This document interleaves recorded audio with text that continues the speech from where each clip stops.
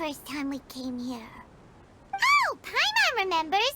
Nahita's consciousness had been trapped by the doctor, but we followed the clues she left behind to help her. So much time has already passed since then, and it seems Sumeru's changing for the better now that Nahita's in charge, right? Paimon just hopes this peace will last a long time, and then Nahita won't have any more new problems to deal with. Yeah, guess you're right. We somehow always find ourselves right in the thick of it. Who knows what will happen next? Come to think of it, maybe it's all because of you. Maybe you're just a magnet for trouble. Huh? Me? Before Paimon ran into you, Paimon never ran into any trouble. At most, when she was super tired, Paimon got caught in some strange whirlpool and sucked out into sea. And even then, you fished Paimon out! Anyway, for Nahita's sake, maybe we should think about heading to our next destination for now. Ah, look who it is. Running into you in a place like this? I can see you two still love wandering around. Oh, it's Dia! Since when are we just wandering around? We're usually taking care of some serious business. Even though it may have nothing to do with our journey. But never mind that. What brings you here? I just finished a commission in the desert for a usual client of mine. Nothing too interesting. Just escorting a shipment of goods. I'm on my way to report back. That's when I saw you two all the way over there, chatting away. What were you two talking about anyway? Huh? You serious? Can't say I saw that coming. But you are travelers after all. I guess you'd never stay for too long in one place. Bumping into you like this will become a rarity. I'm starting to feel sad just thinking about it. Hey, how about I gather a few mercs to escort you two? What do you say? Thanks, but no need. Oh, Paimon had no clue you'd miss us so much. But don't worry, we'll come back to see everyone when we get a chance. Sounds good. All you need to do to get to Fontaine is cross this stretch of desert and navigate some waterways. Knowing you two, I'm sure it won't be anything you can't handle. So, when are you leaving? Oh, wait a sec. Paimon just remembered there are still a few dishes in Sumeru that Paimon hasn't tried yet. Now, where's that list Paimon made?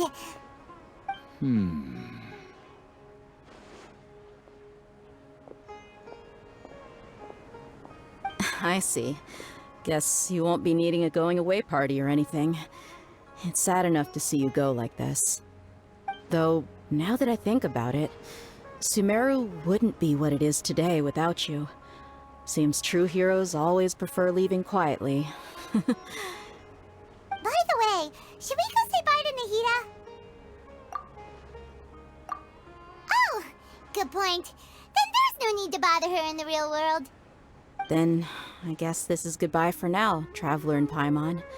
Whether as a client or a friend, you're always welcome to come find me. Goodbye, Dia. Bye-bye, Sumeru.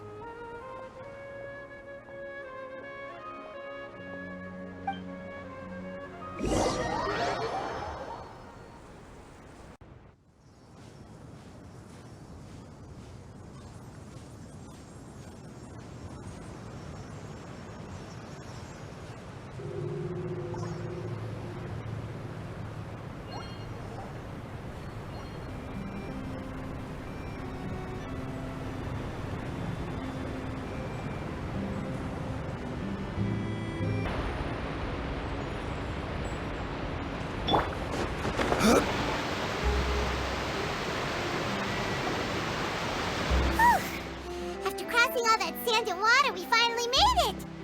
Oh, this must be Fontaine's port! Wow! Everything looks so advanced in Fontaine! Paimon's heard that the industry here is extremely developed, and there are all kinds of unusual machines! Just seeing the sights as a tourist is nice, but maybe it would be better if we found something to do! What do you think? idea! Nahida gave us loads of useful information. Seeking out the Seven is probably still our best source for information at this point. Yeah, the more we can learn, the better. So, what do you think the Hydro Archon's like? Will we get along? Nahida said that she has a very unique personality, whatever that means. To learn about a nation's god, start with the nation's people. There seems to be some locals talking over there. Let's go see if we can join the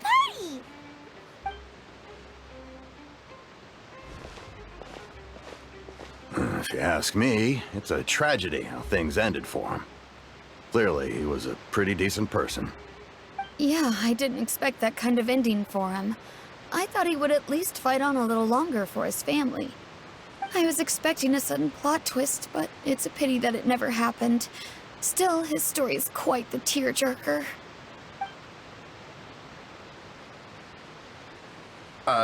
Excuse me. Can I help you two? I couldn't help but notice you standing here listening. Hi. We're travelers new to Fontaine, and we had something we wanted to ask, but you seemed to be really busy talking about some kind of play, so we didn't want to interrupt. Play? Oh, no. We're talking about something that really happened. In fact, it's a case that was just heard a few days ago.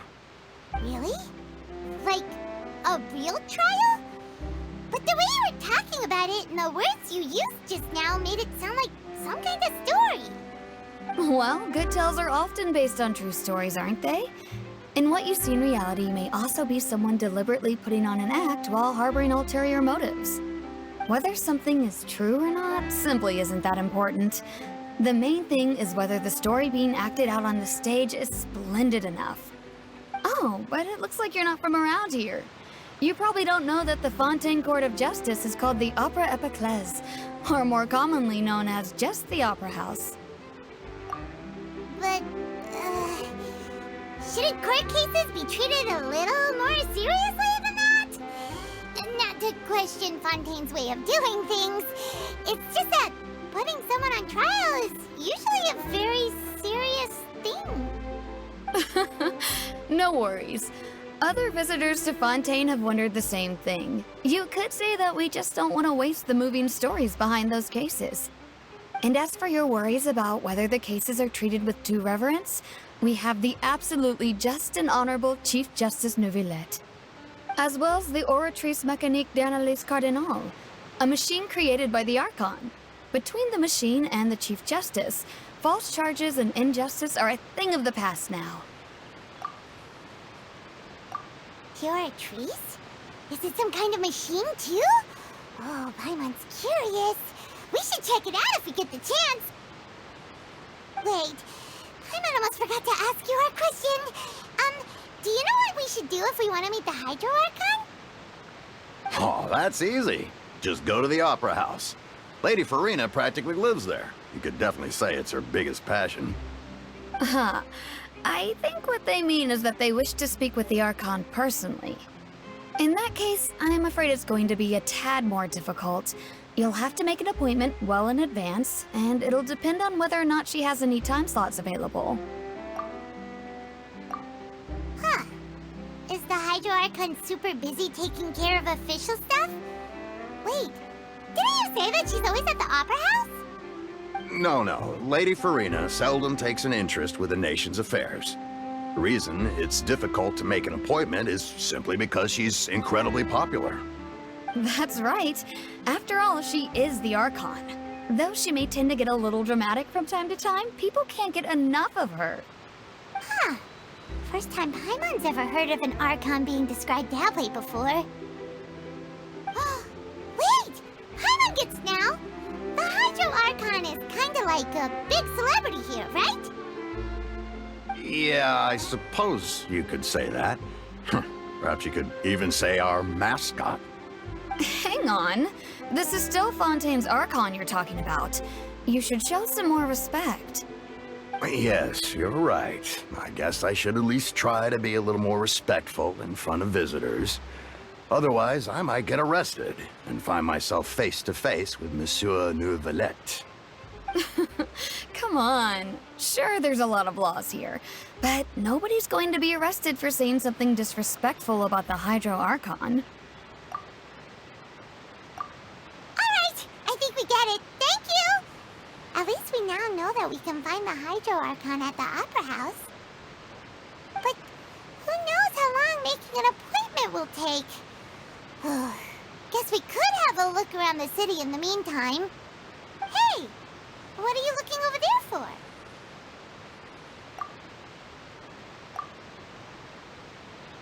Huh. Maybe something's the matter. She isn't going to jump into the water, is she? Maybe we better go check on her.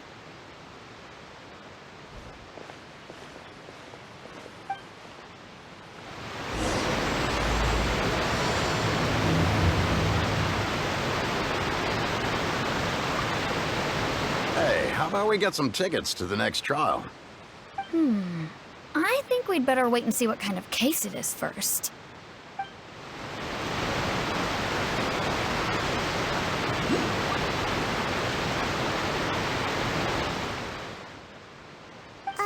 Hello there. Excuse me. Are you alright? Huh? I'm fine. Thanks. Oh, okay then. We just noticed that you seem to be worried about something. About many things, actually. But there's nothing I can do but just keep my troubles to myself. I was just reminiscing about a place my brother and I would play when we were kids. It was just atop that hill over there. See? You're pointing at the sea. Wait, are you saying that you and your brother lived in the water? No people call the waters around Fontaine a sea. It's actually just an inland lake that's filled with fresh water.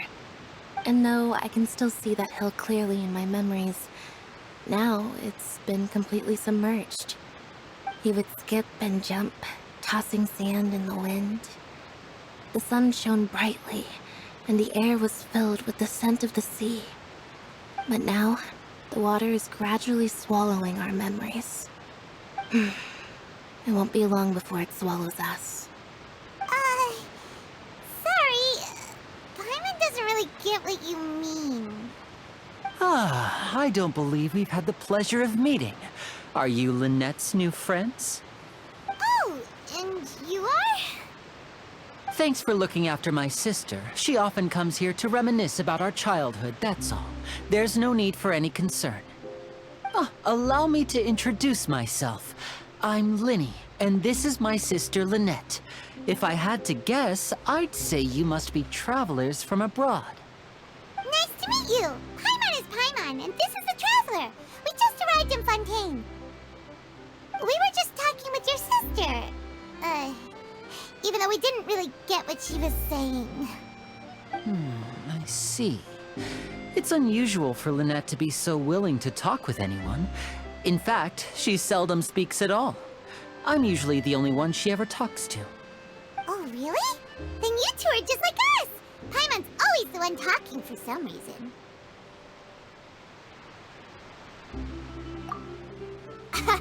So that's how you think it is? I also think my brother can be too talkative at times. Seems you were right, Paimon. We are quite similar. So, what did Lynette mean just now when she said that the water is engulfing your memories? And that it won't be long before it engulfs you too? Oh, that. It's from a prophecy that's been circulating in Fontaine for some time now. Well, I suppose prophecy isn't exactly the right word, because that implies a certain amount of uncertainty.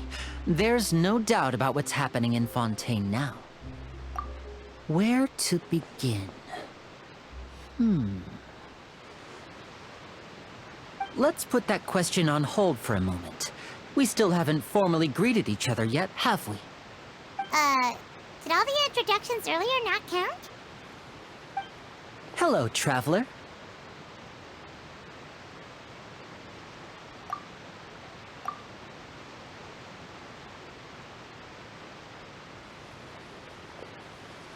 And hello, Paimon.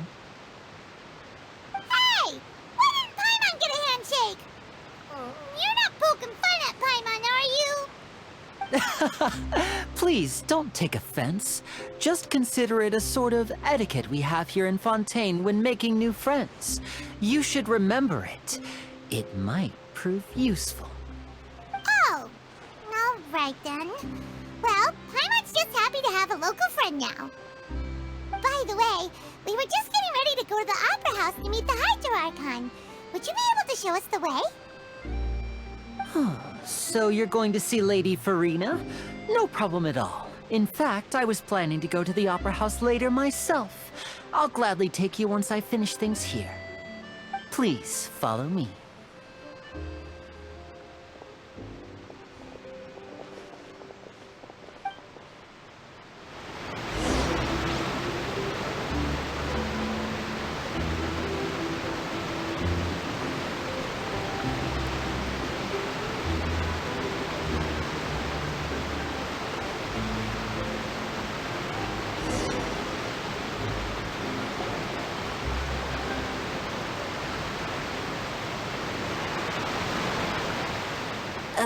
You said you were going to see Lady Farina? Well, it seems Lady Farina has come to see you.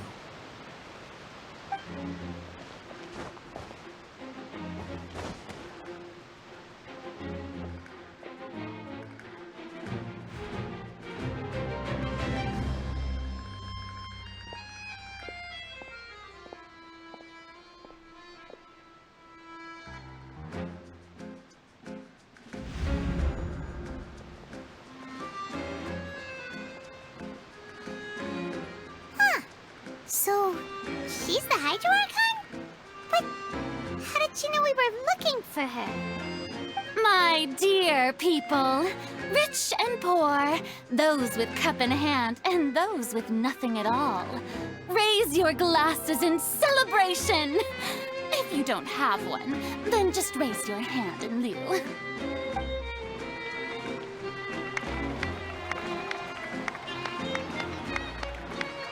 As you can all see, two unfamiliar travelers have arrived in our nation. Come, let us make a toast in honor of this traveler and his companion, who have journeyed here from distant lands. Is she talking about us?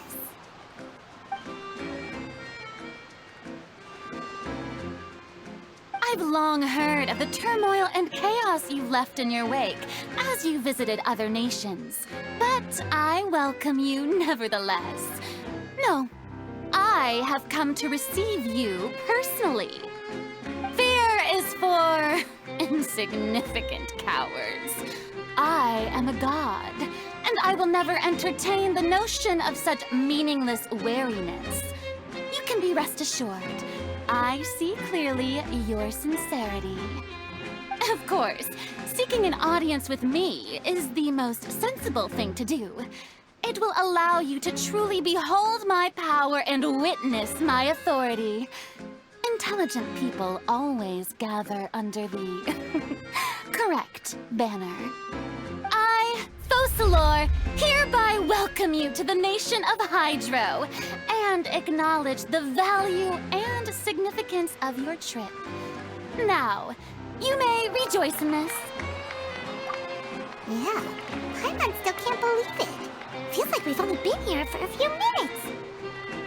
But the Hydro-Archon's entrance was, how should Paimon describe it? A little over the top? Miss Hydro-Archon? How did you know we were coming? I see. As Outlanders, you inevitably lack even some of the most basic understanding. Don't forget that even the gods can be divided into the mediocre and the excellent. I suppose it's only natural for you to be awestruck by my abilities. You had best stop and consider. Do you really have the noble qualities and etiquette necessary to communicate with a god? All it takes is a flick of my finger for me to know everything about you. Whoa, talk about sounding high and mighty. Oh? What's with these looks? Perhaps the welcoming ceremony still isn't enough? What else should I say then? Is she waiting for us to start talking?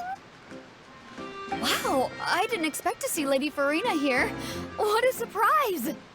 Wait, does this mean they're the legendary blonde traveler? How did I not notice before? Hey, what's all the commotion? Oh, is that Lady Farina? Is there some kind of drama going on? Of course. That's the blonde traveler. The one all those stories are about. Lady Farina came here to personally see him. Oh, I bet this is going to be the duel of the century. Ooh, I've got to see this. I knew Lady Farina would never disappoint. Yes, but don't get too excited now. My dear believers and spectators alike tend to get quite rowdy, and despite the noise, I've come to tolerate all their ruckus. You may consider this my reward to all of you. I have determined that there will be an epic duel between myself and this traveler from another land, just as you were hoping to see. Now she wants to fight? Aren't we getting a little ahead of ourselves?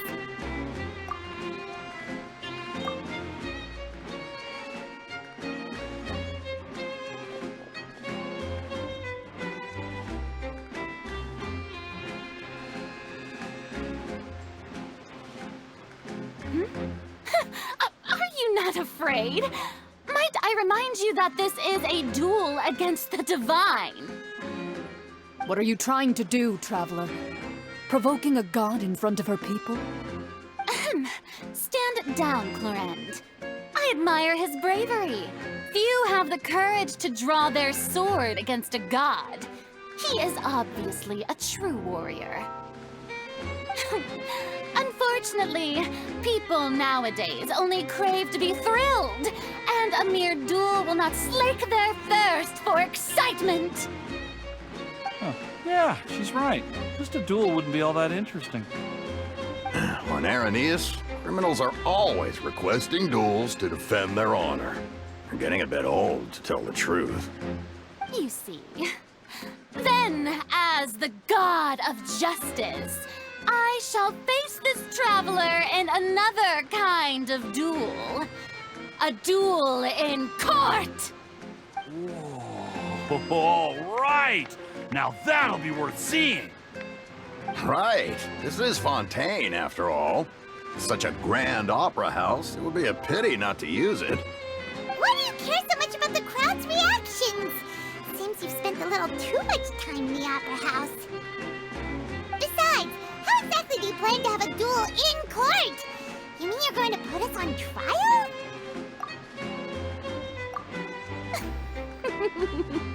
Oh, we have reason to put you on trial. It's obvious, isn't it?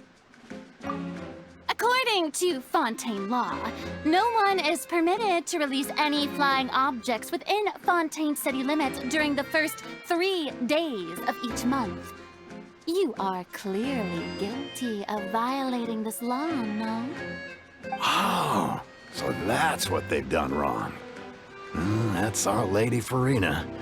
No one knows the laws of Fontaine like she does. You call that obvious? What kind of law is that? Wait, flying object? You mean Paimon? Precisely! Now, if you two have no objections, then in the name of the Hydro Archon, I order your arrest. My apologies, Lady Farina. I don't mean to spoil the fun. But if you would allow me to interject, I don't think that Paimon here meets the definition of a flying object. You tell her, Linny! Finally someone who's not crazy. How could anyone call Paimon a flying object? Ah, great magician Linny, my beloved citizen. I'll permit you to object, but how exactly do you plan to prove your claim? As a magician who just rained on your parade, I naturally should shoulder the responsibility of saving the show. So, with such an audience gathered here, allow me to perform a trick for everyone.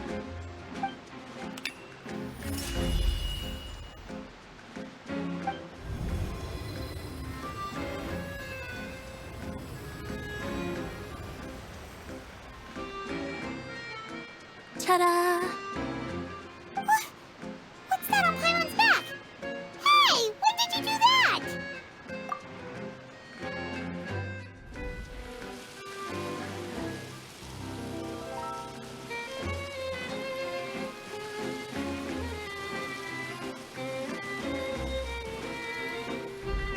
There. As you can all clearly see, Paimon should be classified as, well, something like a balloon. This rope has been in the Traveler's hand all along. It was just that no one could see it before. Huh? You call that magic? You've got to be joking. I thought it was pretty good. Nice one. Huh. I'm not sure what to think. It seems Lady Farina's charges no longer hold water.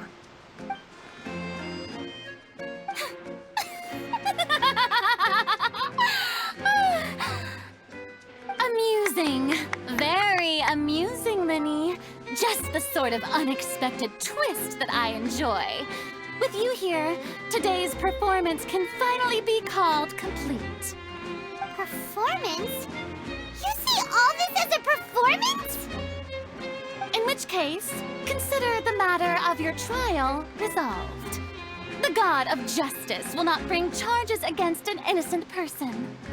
But when there are valid grounds, I will not only judge travelers from abroad, but even the gods of other lands. I look forward to seeing your upcoming performance at the Opera House, Mr. Linny and Miss Lynette. That's enough for now. Toodaloo!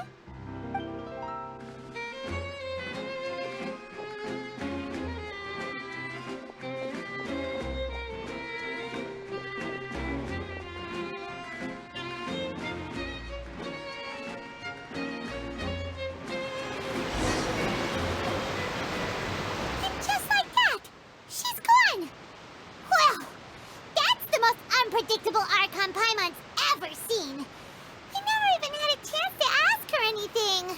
But that's a problem for future Paimon. That whole scene just now was really... Don't mention it. I just happened to remember that there was such a law, so I did a little preparation, just in case. I didn't think it would actually come in handy. So, now do you see what kind of god Lady Farina is? She can be a bit confusing at times, but she is still amenable to reason. Anyway, Paimon had no idea you were a magician, Linny.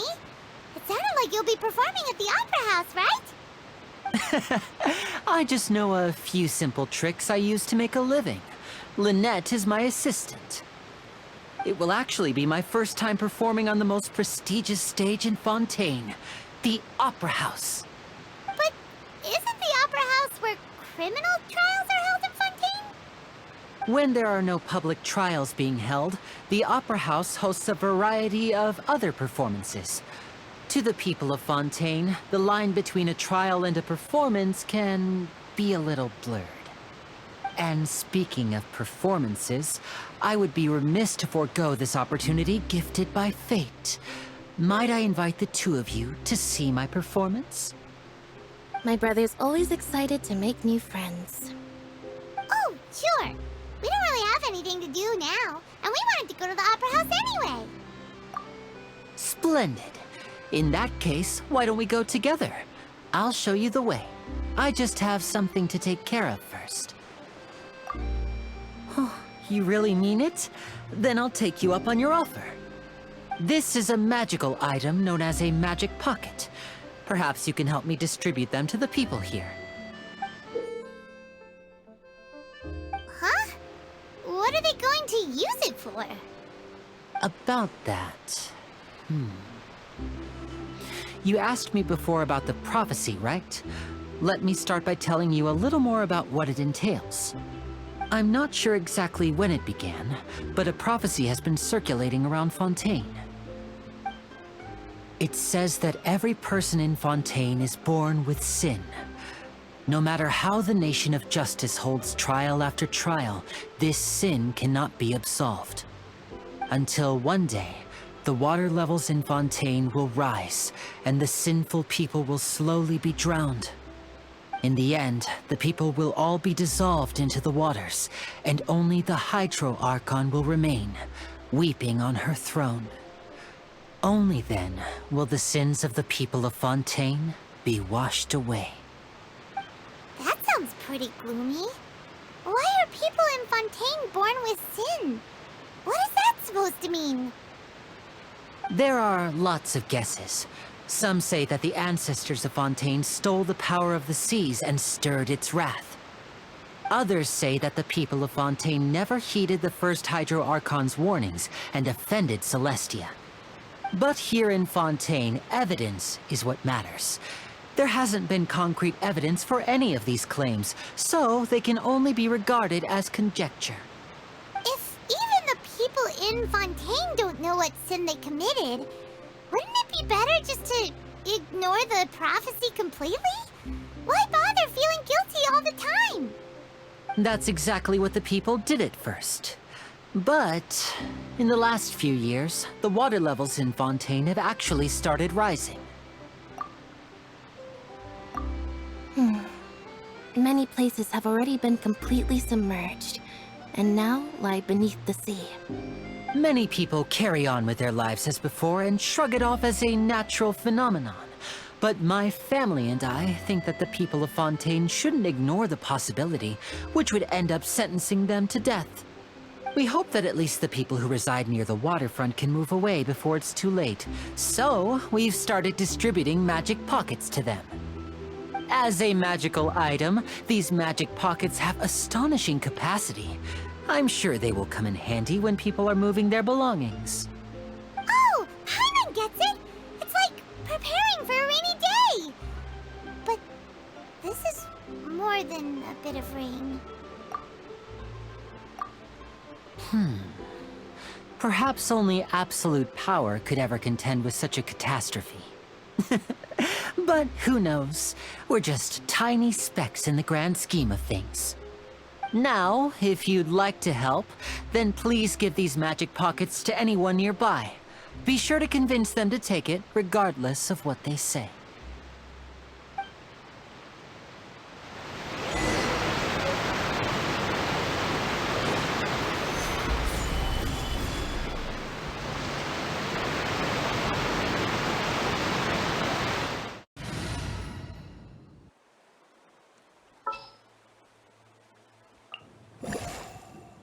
This is destiny.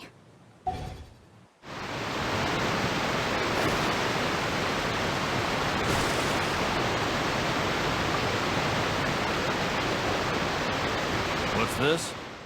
So you also believe in the prophecy. Keep it. I won't have any use for it. What? You mean you don't believe in the prophecy? No, I believe in the prophecy. But I also believe in another story. The story says that people once lived in the ocean. They were one with the ocean and couldn't live apart from it. But as time wore on, people desired to live on land and developed blood vessels, encapsulating the sea within their bodies. Thus could people set foot on land. So, if you ask me, when the water rises and takes us all, it'll be like we're going home. Oh, we hadn't heard that one before. But people can't live underwater. They'll die. You should probably still take it. All right, I'll take it. I guess I just feel that being dissolved into the water doesn't necessarily mean death.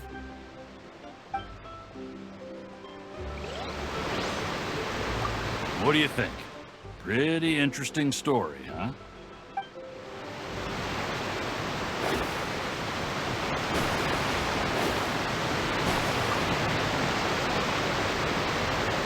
So you're the blonde traveler that everyone's been talking about.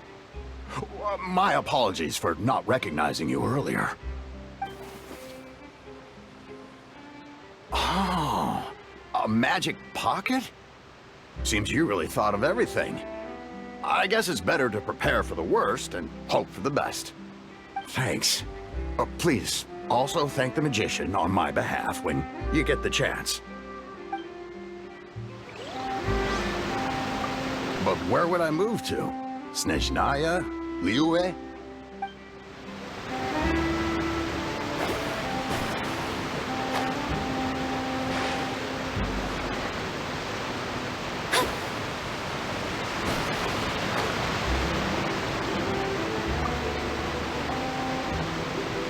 Huh? I don't want that thing. The way I see it, if the prophecy's true, it's still gonna be a long time before the water can cover everything. Life is all about living in the moment. What use is there in worrying about the future all the time? We'll cross that bridge when we get to it. You should still take it. You never know when it'll come in handy. Oh, all right, fine. Thanks. It's just that if I start moving, that means I've already given up on the life I have now. I'd really rather not.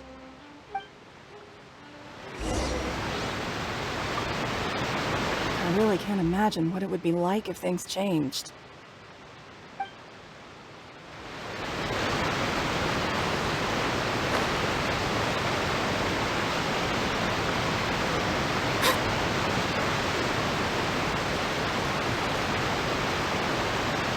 Oh? You already handed out all of the magic pockets? That was fast. So, what did people have to say? I bet you heard some, interesting opinions. Yes, but that will change once disaster strikes. I know they'll change their minds, so it's only right to help them prepare. Is there anything else you need to do before we leave? Yes, one last thing. I have the magic pockets made by a workshop in the court of Fontaine. Since we're out and about, I was thinking about bringing him some more materials.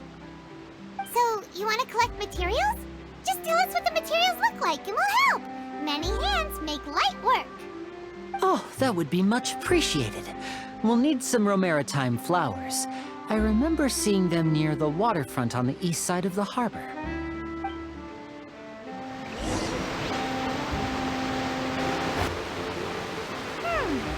It seems we have to use Hydro to collect romaritime flowers.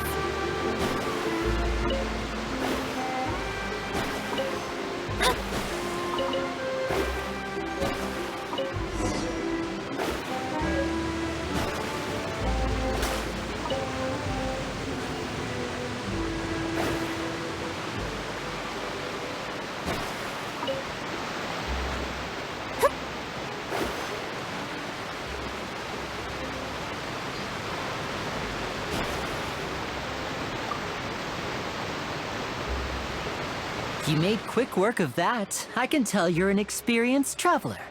I've also finished collecting a few here. Maybe next time you'll feel like helping too, Lynette. No way. I'm in power-saving mode today. Otherwise, I fear I may not have any energy left for the performance at the Opera House. Fine. Though the performance is still a long way off. Now that we're finished here, we should get ready to head back to the Court of Fontaine. So, we're going to the Court of Fontaine before we head to the Opera House? Good. Paimon wants a tour of Fontaine's largest city and try...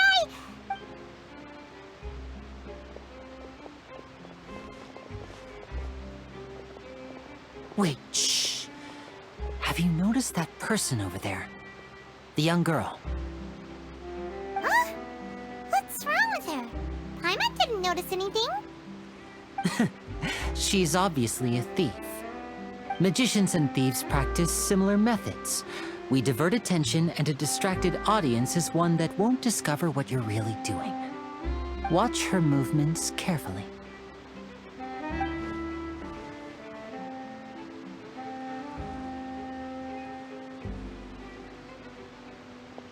Oh, he's right!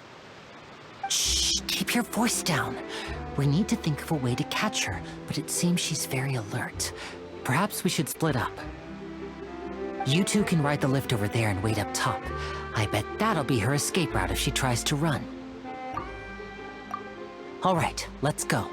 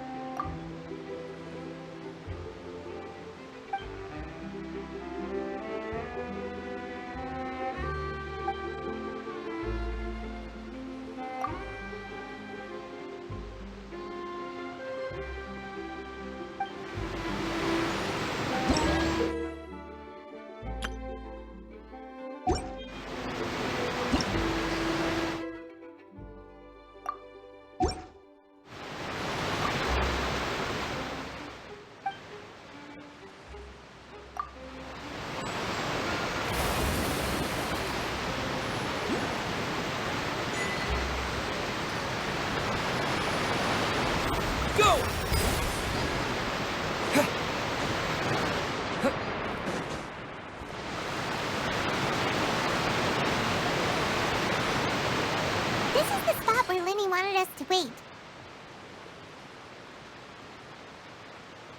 Oh, look! Isn't that her?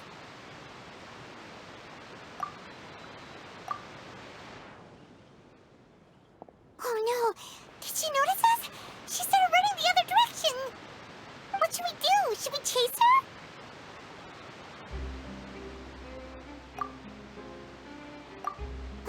You're right. She might also be trying to lure us away.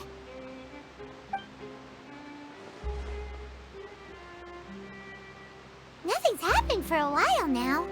Paimon wonders if Lenny caught the thief.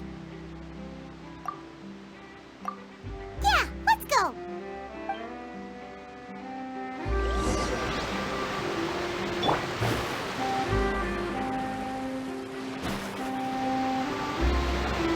Are you sure that's all she took? You should check to make sure you're not missing anything else. No, that was all. Oh, I can't thank you enough. I didn't notice a thing earlier. Anyway, I should be going now. Thanks again. Oh, were you returning what the thief had stolen? That's right. Pity I wasn't able to catch her. She distracted me by dropping the thing she stole on the ground. By the time I looked back, she was already gone. I saw the general direction she went, but Lenny twisted his ankle, and I needed to make sure he was okay. Oh, did you get hurt, Lenny? I'll be all right. It's just a twisted ankle, that's all. In fact, it's feeling better already. If you want to play at being a hero, at least try not to get hurt doing it. Imagine what would happen if you managed to derail our performance as a result. You're right. Sorry, Lynette. I have to admit that the thief was even more skilled than I had anticipated. But at least we were able to get the stolen items back, so it wasn't a complete failure. What a slippery little thief! Guess things turned out all right in the end, though. Lily's initiative paid off! All right, let's put this little detour behind us. We should go to the court of Fontaine now.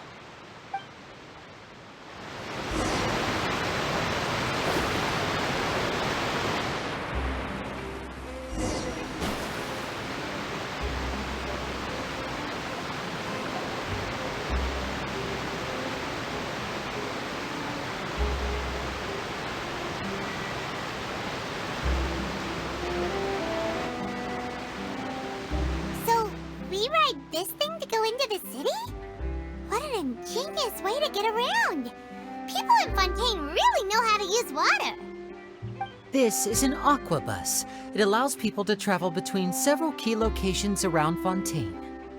It's pretty convenient, but the ride can become a little dull after a while. The scenery is always the same. That's why it's better to travel with friends. So you mean it's still boring even when I'm riding with you? No, that's not what I meant. It's just that, well, you don't really talk that much. Besides, it doesn't really feel like a real trip when it's just the two of us. It's the same as being at home. Whatever. Guess that's what it's like to be an older brother. It's about time for us to leave. Let's get on board.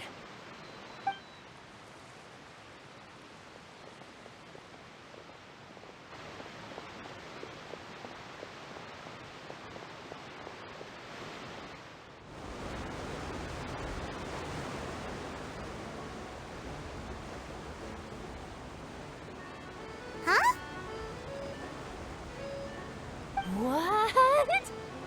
Traveler! Paimon! Charlotte! Oh, I never guessed I'd bump into you while riding the aquabus. In the story of my life, this is big news. What are you doing in Fontaine? I didn't hear anything about you paying us a visit. Yeah, it's quite the coincidence. But as travelers, we're always on the move. It's not surprising that nobody knew we were coming. Though we still have no idea how the Hydro Archon knew about us. Oh, let Paimon introduce you to our new friends! Oh, no need for introductions, Paimon. I would recognize the great magician Linny and his assistant Lynette anywhere.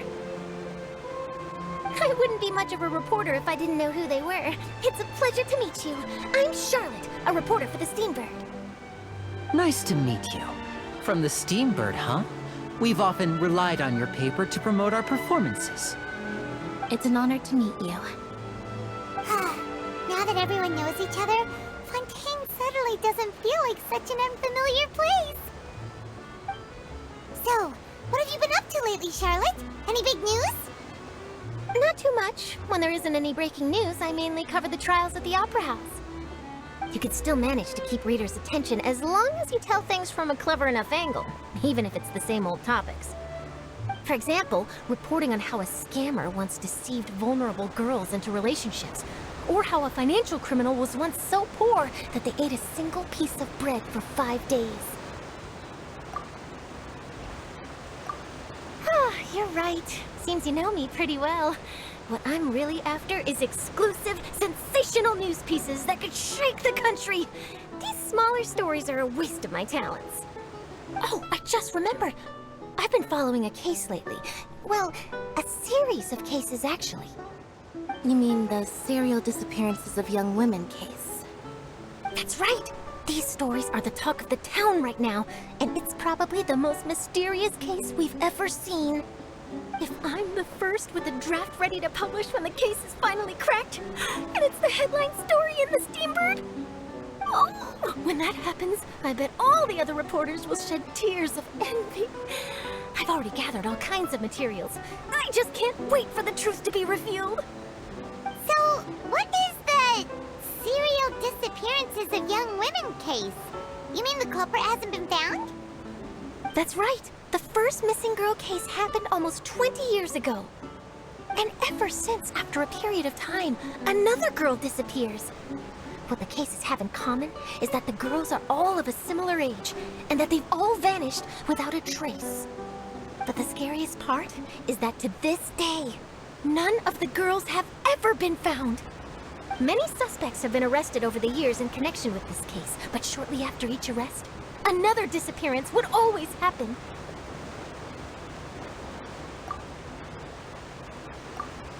Yes, it's possible. But either way, I believe that every case has some precise truth behind it, waiting to be exposed. Yes, I agree. And at the very least, the family of those missing girls deserves some sort of explanation. I just imagined for a second what I would do if Lynette were to suddenly disappear. I'd pay any price to get her back, and then find a way to track down the culprit. Please don't imagine that, Linny.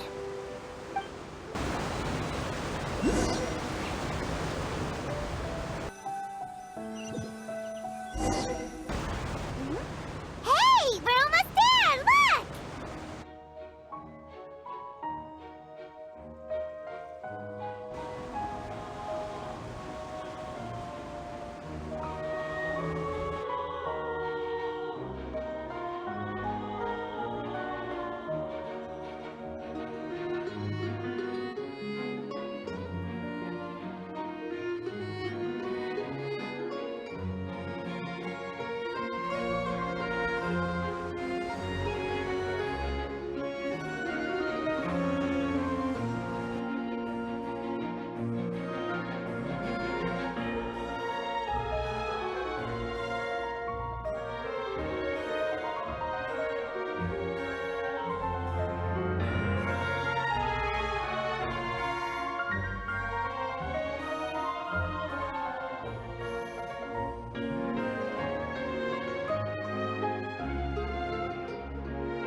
Well, I really enjoyed chatting with you. Life should be full of pleasant little surprises like this. Yeah, us as well. The ride went by too quickly. Ah, I have an interview to get to. I should get going before I'm late. Okay, Paimon hopes we can chat again soon, Charlotte. See ya! Bye now. Oh, be sure to stop by and see me at the Steambird when you have time. What a tough job. Always running around and interviewing everyone. Well, where should we go now? If you don't mind, how about we stop by my home first? Besides, I still have all the materials we collected. Sure, we wouldn't mind at all. This city is so huge, Paimon wouldn't know where to start anyway.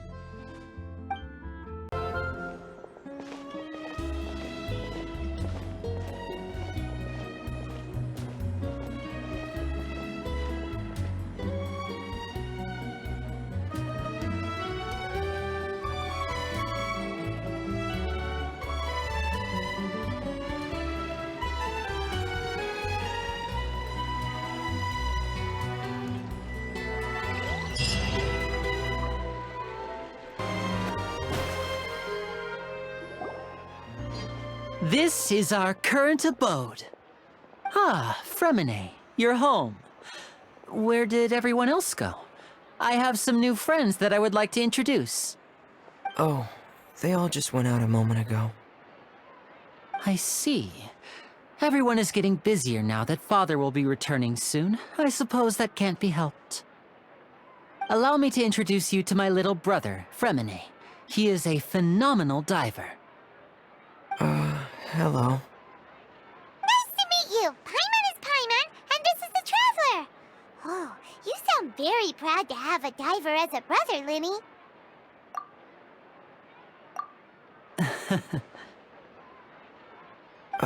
Linny, could you come here for a moment? What is it, Fremine? Do you have something to tell me?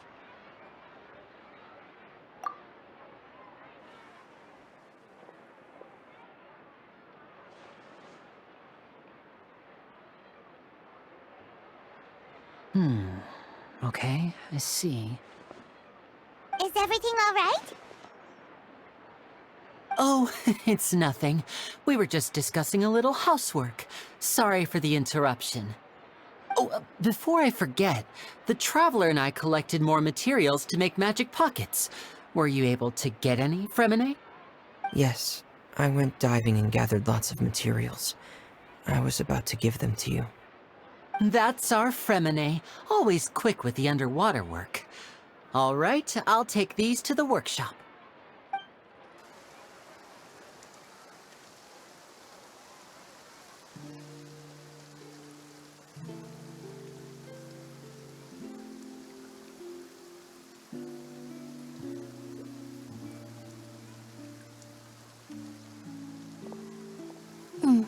Looks like rain. Oh, you're right. But wasn't it clear and sunny just a moment ago? Fontaine's weather sure is weird. I'm afraid that's just how it is here. It often rains on days where there are trials being held in the Opera House, but don't worry, it'll clear up soon enough. What's wrong, Fremine? There's a legend about the rain that I tend to believe. It's said that a dragon of water once resided in Fontaine. Though we don't know where the dragon went, every time it weeps, the skies will cloud up and pour out rain. When I was a child, my mother told me that if I wanted to go outside and play, I should yell toward the sky at the top of my lungs. Hydro Dragon! Hydro Dragon! Don't cry! If it's an elemental dragon, then having the power to make it rain wouldn't be very unusual. Let Paimon try something. Hydro Dragon, don't cry!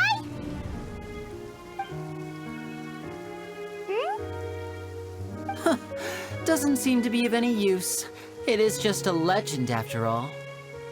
You know, you might be a more popular magician if you understood the concept of romanticism. Or could at least play along. Sorry. It might be because we've never met the Hydro Dragon.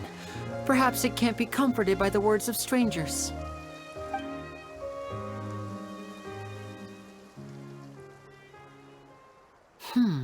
It rained for longer than I suspected. Oh, it's already getting late. Was there something you needed to do, Linny? Yeah, some preparations for the show at the Opera House. I need to find a way to catch the last aqua bus of the day. On the day of the performance, just ride the aqua bus to the island of Aeneas. I'll have Lynette meet you at the fountain in front of the Opera House. Oh, are you leaving now? What is it, Fremine? I'm in a hurry. Oh, I get it. You feel nervous delivering the materials for the magic pockets, is that it? Perhaps we could trouble the Traveler to help us take these materials to the Beaumont workshop and deliver them to the owner there?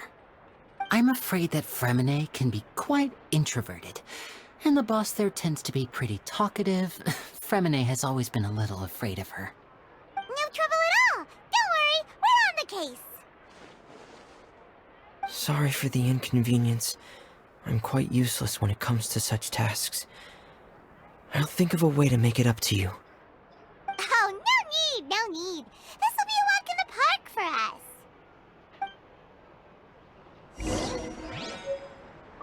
Thanks again, you two.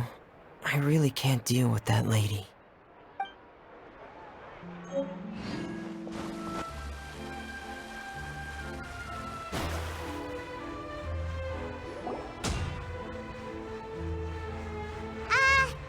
Hello? Is there anyone here? Oh, hello there. New customers? Looking to buy, or do you need something made? Or perhaps you're just looking for a chat with me. Oh no, we're just here to deliver some materials. Here they are. They're for making... what were they called again? Ah, these must be for magic pockets. I could tell right away. I've already made several orders worth now. No need. They've already prepaid several batches worth. When they told me what they'd be using them for, I even offered them a discount. But they insisted on paying the full amount, saying that I had a business to run. It seems both their hearts and their pockets are made of gold. Whoa. So, is Linny actually loaded? I can't say for sure, but who knows? Maybe there's good money to be made being a magician in Fontaine. Hey! Is this machine what you use to make stuff here? It looks really advanced. Why use your hands when a machine can do the work? It would be a waste not to use the latest technology, and wasting is a kind of crime. But where does a big machine like that get its power from? Well, it's a little complicated. I'm not sure I can put it in layman's terms for you.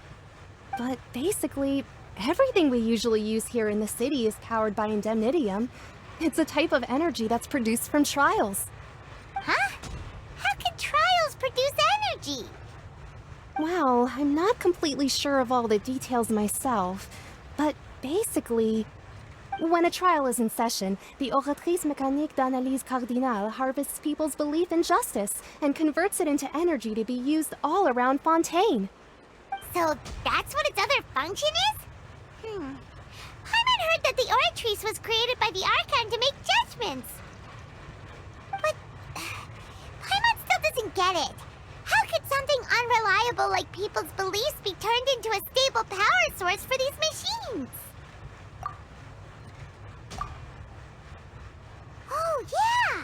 So that means the Hydro Archon relies on the machine to take the energy created by belief and turn it into power for all of Fontaine, right? Even though I've never heard anyone really put it that way before, it sounds like it makes sense. Besides indemnitium, we have another type of energy called pneumosia. It isn't produced by the power of the Archon, but it is unstable by nature. Even now, it still cannot be widely used by civilians. I thought I'd find you hard at work, but here you are chatting the day away. Since you're already talking, I'm sure you wouldn't mind a few words with me. You again? Didn't I already promise you that I'd have the more I owe to Confrérie of Cabriere by next month? Why are you hounding me now? Yeah, but how do we know that you won't go running off by the end of this month? I want 50% today. Wait, no, 70%. Huh? You... Seems business isn't so great for the workshop. We've already finished our job and delivered the materials. Maybe now's a good time to leave? Hey, hold on! Before you go around trying to collect payments, why don't you settle your own debts first? If Confrérie of Cabriere wants to poach clients from Northland Bank, that's fine. But I'm afraid you still owe the bank a hefty sum of mora. So why don't we work things out between us first, before you get back to your little conversation here? You're from Northland Bank. But we said we'll pay everything we owe next month. Why are you hounding me now? Traveler, Paimon! I didn't think I'd run into you here in Fontaine. What are the chances? We're surprised to see you too! What are you doing here in Fontaine? You didn't want to stay in Snezhnaya? Long story short, I've already been in Fontaine for some time now, and honestly, things have been pretty boring. But it seems that fate brought our paths together today. Not only will I have some good friends here now, but ones who always seem to find trouble. Either way you look at it, it seems things are going to get a lot more interesting now. Pretty sure we'd want to avoid anything that you'd find interesting. Besides, our trip here has gone pretty well so far. Right, Traveler? Hey, you, Northland Bank boy. Aren't you forgetting something? Don't interrupt. It's not often I run into the Traveler like this. Why don't you wait for me over there for a while? You kidding? Aren't you the one looking for us? You really expect us to sit and twiddle our thumbs while you catch up with your friends? Listen to me, boy. If you want your mora, fine. Why don't you come and take it? Hey, I just said not to interrupt. Oh, by the way, Traveler, the last time I took Tonya and Tusser ice fishing, Tusser said... Hey! That's way over the line! All right, boys! Let's see who has to pay up now! Can you at least let me finish one sentence? Fine. Though the bank told me not to get rough with our clients. You're the ones who started it. This is an act of self-defense. You two will have to be my witnesses, okay? I'm sure this won't take long.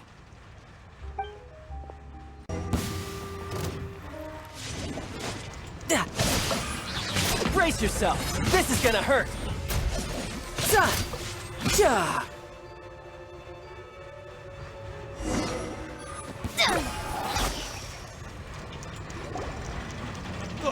What's your deal, Brad? How are you so strong if you're just a staffer from Snezhnaya's Northland Bank? Wait, don't tell me you're... Oh, now you notice. It's a little late, don't you think? Just make sure you understand that you don't mess with Northland Bank. Got it?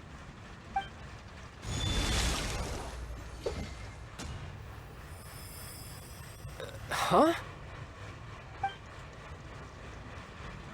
Now's my chance!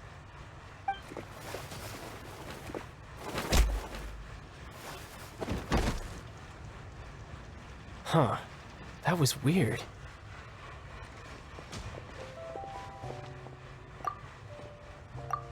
I'm not sure. It's as if I suddenly lost control of my hydro powers when I needed them. Maybe there's something wrong with my vision? Strange. How could that happen? First time Paimon's ever heard of someone losing control of their vision. Never mind. It doesn't matter. If I want to stay sharp, I shouldn't be relying too much on my vision anyway. Besides, I always have my delusion in case I need it. So what are you doing in Fontaine, child? I don't see its work for Northland Bank. Well, I guess it's because I've been in a bad mood lately. Huh? What kind of reason is that? Wait, since when do you feel down about anything? I don't know. Maybe I still have a lot to learn about myself. But recently, there seems to be some sort of restless power stirring inside of me. And I don't know why, but every now and then I feel like I'm in a terrible mood. Maybe you losing control of your vision just now is connected with that power you're feeling inside. That is a possibility. I can't remember if I ever mentioned it before, but when I was 14, I fell into some unknown abyss. It was during that time I learned nearly all of my abilities. The one who took me under her wing and taught me was named Skirk. She was always quiet and very mysterious. Nobody knew where she came from or what she had been through, and she was always very strict when teaching me combat techniques. One time, I asked her why she was willing to take me on as an apprentice. From what I could make of her answer, it was because I had awakened it, and traces of it remained on me. She said that all my combat training would be useful in the future. But what is it? What did you awaken? She never explained that, but my guess is that it's related to a dream I saw when I had just fallen into that abyss. In my dream, I was in the deepest depths of the sea, and the boundless seabed was all around me. But in front of me appeared a whale that was so massive, I felt like I couldn't breathe. A whale? Oh, that sounds familiar! When we fought against you before, you summoned a huge whale that seemed to leap at us. Is that the one? That's just an abstract form of a whale that I create using my elemental powers. It takes that shape because the scene I dreamt of the whale has always been stuck in my mind. I'll never forget it. So you used the whale as inspiration for one of your moves? Huh. Seems a little twisted to Paimon. So why don't you just go ask your master? Maybe she knows the answer. You make it sound so easy. Ever since the incident I experienced there, I've never stopped searching for Master Skirk and that unknown abyss. But it's been years now, and I've still found nothing. There isn't even a trace of the place where I remember falling into the abyss. Oh, it sounds like some kind of ghost story. Yeah, I'm out of leads at this point, but there's nothing more I can do. It seems that strange encounters in this world tend to be elusive like that. Oh, seems the time really flies when I'm talking with you. I just remembered I have somewhere else I need to be, so I should get going. What? More work for the Northland Bank? No, it's more of a personal appointment. Lately, I've been sparring with some of Fontaine's official champion duelists whenever I'm feeling bored. Official champion duelists? You mean it's their job to duel? Yep, in Fontaine, before a criminal goes to court, they're given one chance to defend their honor by requesting a duel with an official champion duelist. The champion duelists are all-powerful fighters selected from among the nation's best. And the duel itself is a no-holds-barred fight with no specified stopping point. So engaging in such a duel is regarded as a symbol of defending your honor. If a criminal manages to win the duel, they'll be acquitted. But if they lose, they'll have no choice but to stand trial. And the worst-case scenario is that you're simply killed in the duel. Though it's rumored that Fontaine has a death penalty, from what I can tell, no one has ever been officially sentenced to death. So really, the only people who opt to duel are those who have suffered a grave injustice in being accused, or those who greatly value their honor. Otherwise, why gamble with your life? So, do many people actually get out of their trials by winning the duel? Apparently, it's exceedingly rare for anyone to actually win. Fontaine probably enacted this system as a way to show that the nation respects the honor of its citizens.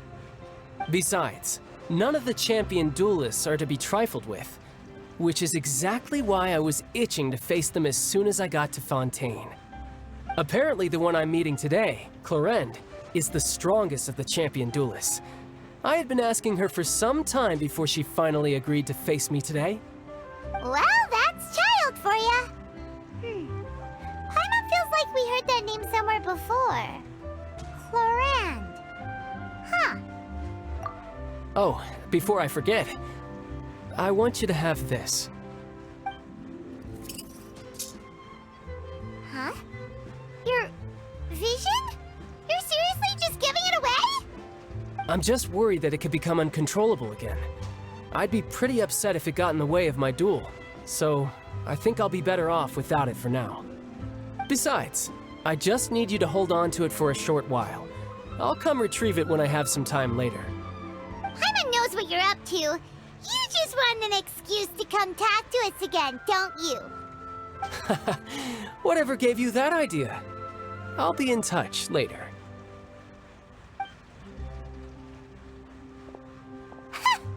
That sneaky guy. He said he's been feeling down lately, but he seemed the same as ever to Paimon. Well, seems we don't have much to do for now. We might as well walk around and see the city before Lenny's performance.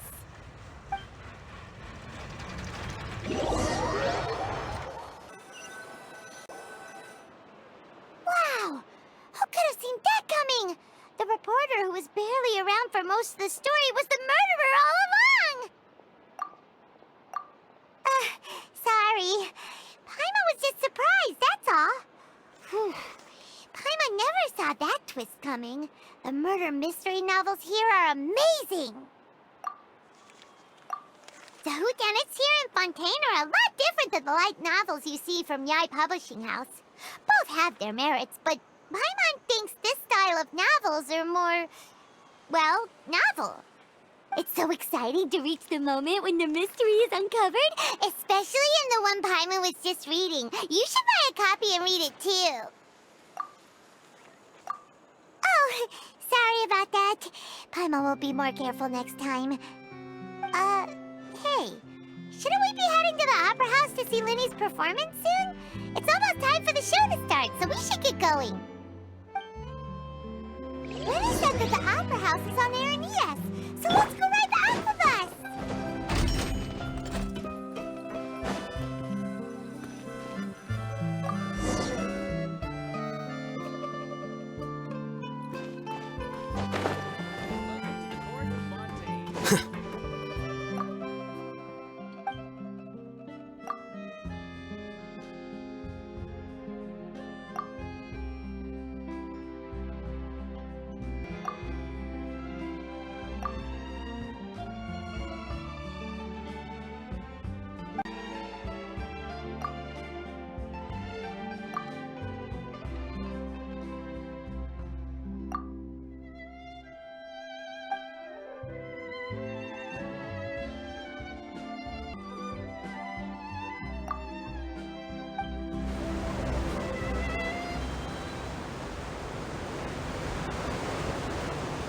Welcome to the Navia line.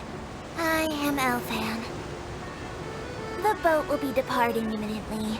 Please do not stick your head, hands, or other body parts outside the boat.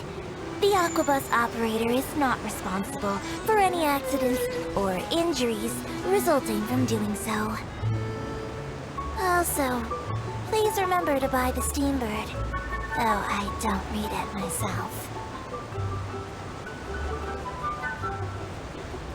The destination of the current tour is Erinias.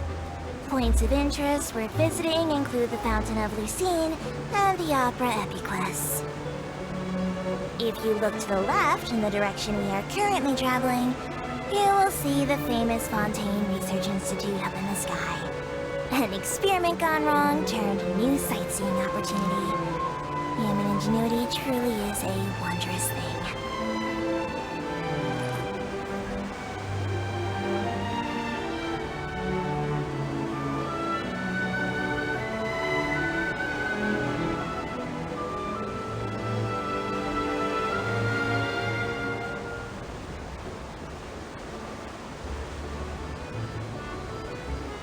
We are now approaching our final destination.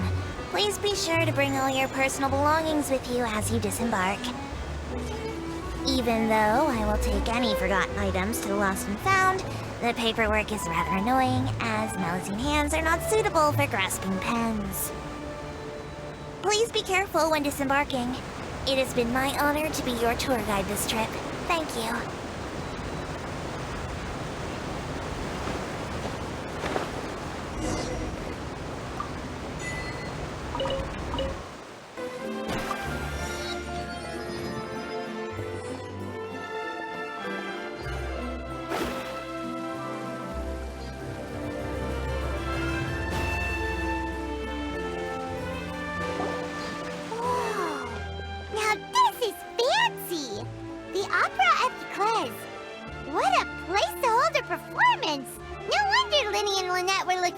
To it. Huh. Looks like there's a lot of people standing around the fountain up ahead. Oh, Archon, please bless us with a bright and healthy child. We pray. I don't know why you always feel the need to ask so much. I'll be happy as long as our child is healthy and lives a peaceful life. I guess if they're our kid, then there's no doubt they'll turn out smart. Maybe this is one of the customs in Fontaine. There sure are a lot of couples here. Vache. What's wrong? Vache. Vache. No, Paimon didn't say anything. Are you hearing things? Welcome to the Fountain of Lucine. All the water flowing through Fontaine converges here. It's customary for newlyweds to come here and wish for children. Lynette! You scared Paimon! When did you get here? When he asked me to wait here for you, remember? Right. What do you mean? There are a lot of people here right now. Hey, you're not trying to scare Paimon, are you? Besides, it's the middle of the day. It's not the time for eerie things. I see. I might be able to tell you something that could help explain the voice you heard.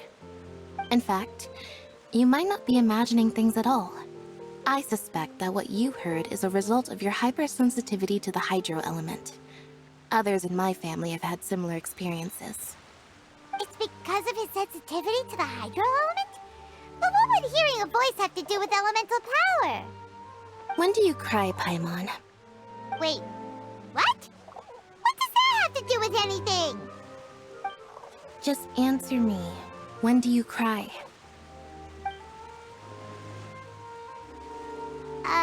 When Paimon's really sad? Oh, and when Paimon's super happy. Oh, and also when Paimon's really, really scared. Then you should understand that tears contain your most intense emotions. Like I just mentioned, the Fountain of Lucine is where all the flowing water in Fontaine converges. Even the tears that fall to the ground will eventually gather here. So maybe what you heard was the intense emotion coming from someone's tears. So, what did the voice say? Huh. If you were hearing their emotions, then Paimon wonders what happened to them. Rather than worrying about them, we should worry about my brother first. Don't let that calm look of his fool you. He tends to get pretty nervous just before a performance. So chatting with Linny might help him relax a little before he goes on stage. Oh, right. That makes sense. Let's go in and see Linny.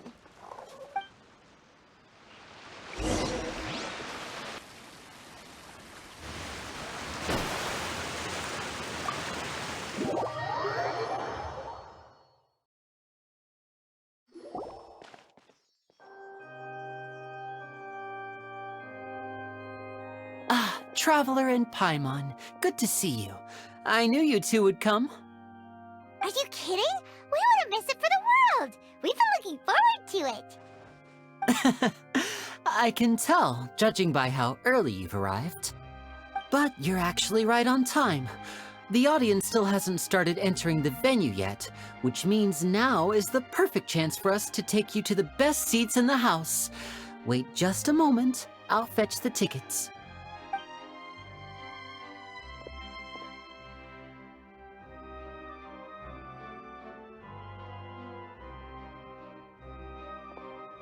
The Opera House has assigned seating, so you always have to make reservations. I've already reserved your seats, and here are your tickets. Ooh, front row seats! Thanks, Linny! Don't mention it. There's no need to keep thanking me. Hey, Linny! Could you come over here and take a look at this? Oh, I'll be right there. Seems there's an issue with the stage props over there. That's Cal, my assistant, calling me. I'll go lend him a hand. Yeah, we'll just go to our seats. You go ahead, Linny.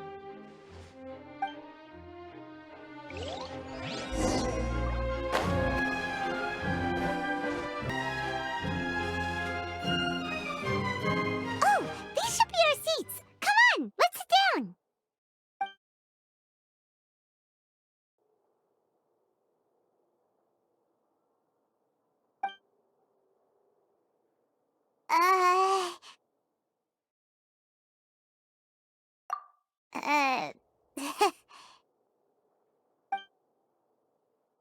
Hey, Traveler. Maybe we should strike up a conversation with the person next to us. Since we're sitting together and the rest of the place is practically empty still, it's kinda awkward if we don't say anything. Ah, you little... Of course you put this on Paimon. Excuse me, I did not realize you felt awkward. I am terribly sorry. I would be perfectly happy to chat with you if that is what you would like. Oh, so you heard all of that, did ya? Boy, you sure have good ears. Paimon thought she was keeping her voice down. Wait, that's not it. Paimon's... Sorry. Paimon's the one who was being rude, talking under her breath like that. So, let's talk, but, what should we talk about? Oh, Paimon's got it. You're also here early and sitting in the front. Are you a friend of Linny's too? A friend, you say? Well, if Mr. Linny would like to be my friend, I would be more than happy to reciprocate. Oh, so you're not friends with Linny then? Oh, this is getting more awkward by the second. Paimon nearly forgot to make her introduction.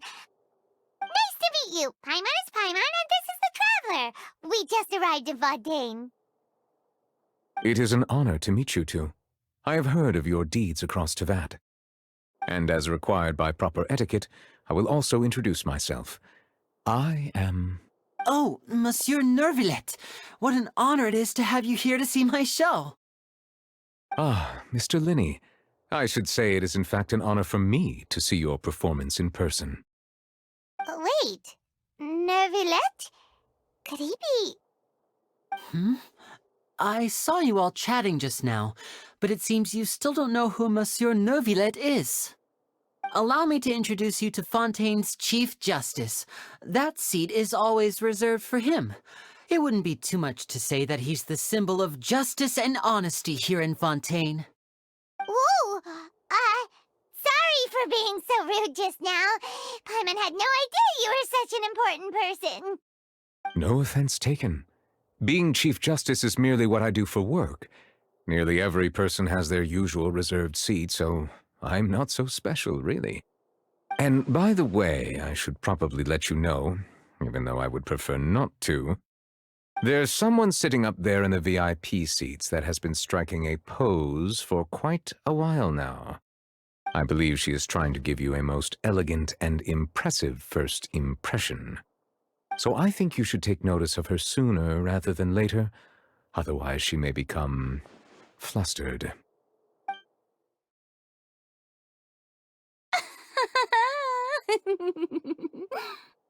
Huh? Oh, it's Farina, the Hydro Archon. Huh. She sure has a smug and satisfied look on her face. Guess she has no idea that you saw right through her act. Very good. That is for the best. No need to pay her any more attention. We may now enjoy the show. Huh? So is this what things are like between the Chief Justice and the Hydro Archon? All right, please wait just a moment longer. I've pretty much finished my preparations, and the performance will start as soon as the audience has made their way to their seats. Yay! The show's finally about to start! Paimon can hardly wait! Paimon's never seen a real live magic show before!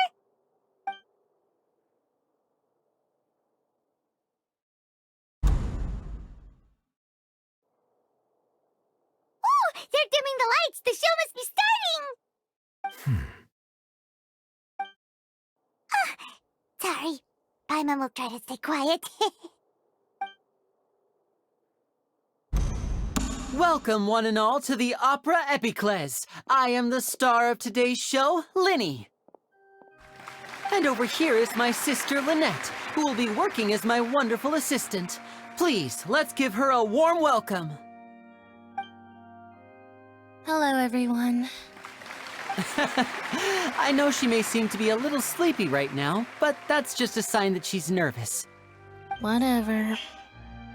Now, some of you may be thinking, two vision holders who can freely manipulate elemental powers performing magic is not true magic at all. So, I would like to take a moment to assure you that elemental powers will have nothing to do with what you will witness on the stage today.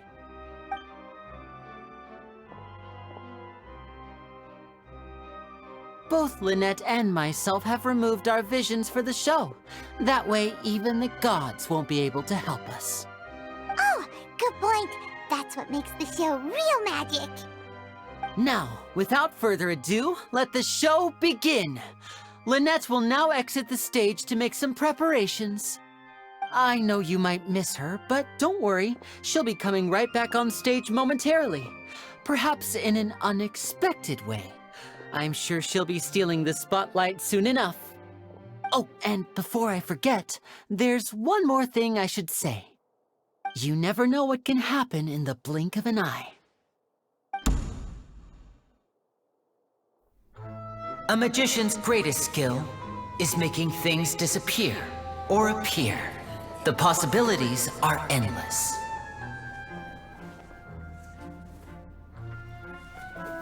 Huh?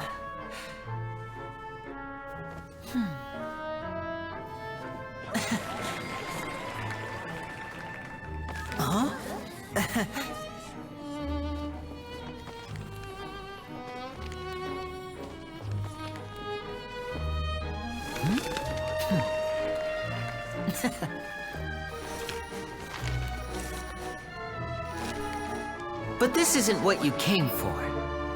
These little tricks, you've seen them all before. So it's time for something truly extraordinary, don't you think? This one's a little tricky.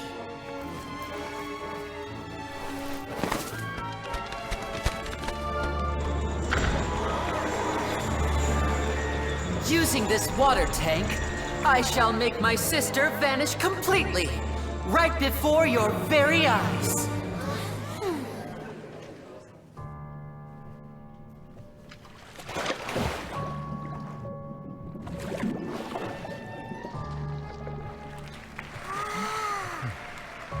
It's actually quite simple. She'll just turn into air bubbles and float right out of the top.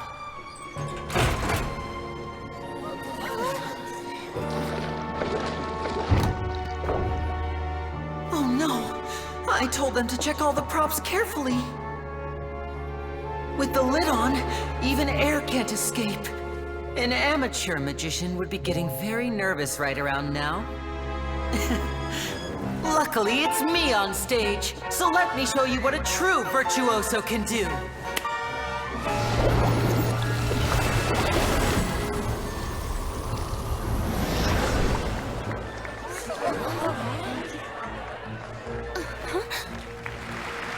Lynette, are you still there?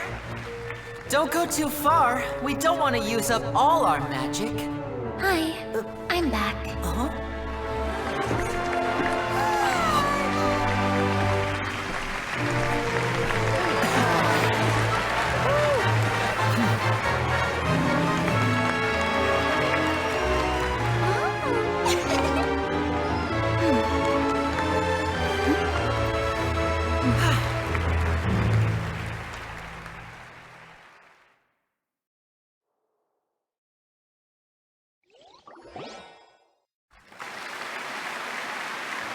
Whoa! What in the world just happened? How did he do that? Paimon didn't seem to do anything! Wasn't Lynette inside the water tank? How did she disappear and then reappear out of nowhere? If we could see easily through his tricks, then that would mean that his skills are still lacking. To appreciate magic, you should focus on the show happening on stage, rather than getting caught up in trying to see that which has been intentionally hidden. Guess you're right. Paimon couldn't believe her eyes when Lynette reappeared. Amazing! Thank you everyone. I'm glad you enjoyed that performance. But our magical journey has only just begun. I've prepared even more astonishing surprises for everyone here. The magic of transformation and disappearance can go far beyond what you've just seen. I'm sure many of you are thinking that escaping the water tank was impressive enough, but Lynette is still my assistant after all. In which case, I have ample time to make all necessary preparations. So, for my next trick, I will require the participation of one lucky audience member. Please, if my assistants could bring out the magical boxes now. There are 2 boxes and only 2 boxes. One is here and one is there in the aisle among the audience. I'm sure many of our clever audience members have already guessed our next magic trick. A swap! Our lucky audience member and I will each enter a magic box. After 1 minute, we will each emerge from the opposite box. Now please, everyone pay very close attention to the box you see here. Don't give me any chance to make a move. Wow! How's he gonna do this? Hey, do you think this is all magic tricks, or does Lenny have actual superpowers? The lucky audience member will be generated by this random number selector. It selects numbers entirely at random. Even I don't know who will be chosen to participate. Now then, let's begin. Let me see. Oh, row 7, seat 3. Congratulations! You now have the chance to experience magic firsthand for an entire minute. Please, come forward. My assistant will take you beside the magic box.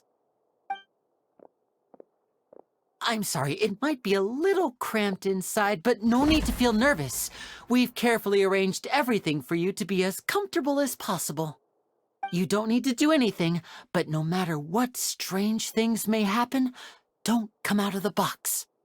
If the magic is interrupted, who knows where you might end up? You might even find yourself in the Fortress of Meropide. Oh, okay. All right. Before I enter the magic box, there is one more thing I need to ask the audience to do. Could you all give me a countdown? Like this. 60, 59, 58. Just keep counting down. You can go a little faster or slower if you like. I won't be able to see anything in the pitch black box, so I'll be relying on your voices to know when time is up. Oh, and no tricks now. If you quickly count from 60 in just 30 seconds, then I'll be in a tough spot. Ooh! Paimon kinda wants to count faster after hearing him say that! No, that won't do. I can see it in your eyes. You still can't be trusted. Let's practice together. Come on, repeat after me. 60, 59, 58. 60, 59, 58! That's right, perfect. Keep it going. All right, I'll see you all on the other side once you've finished counting. 54, 53, 52? Huh? Why aren't you counting, Nervalet? I am counting in my head. I think things are exciting enough in here as it is. Merely a consequence of my identity and personality. Do not worry about me. Just enjoy the show. Oh, alright. You look so serious that Paimon thought you might be feeling uncomfortable or something. 40, 39, 38! Mr. Linney, are you all right in there? Is everything ready? Yes, I'm fine. I'm just double-checking the direction of the magic. It would be a disaster if we get sent to the wrong places. For example, mid-air right above the audience. Even though he's saying that, Lenny doesn't seem nervous at all.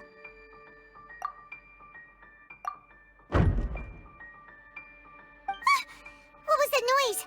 Did you hear it too? Not sure. Anyway, it doesn't seem like anyone's worried about it. 25! 24! 23!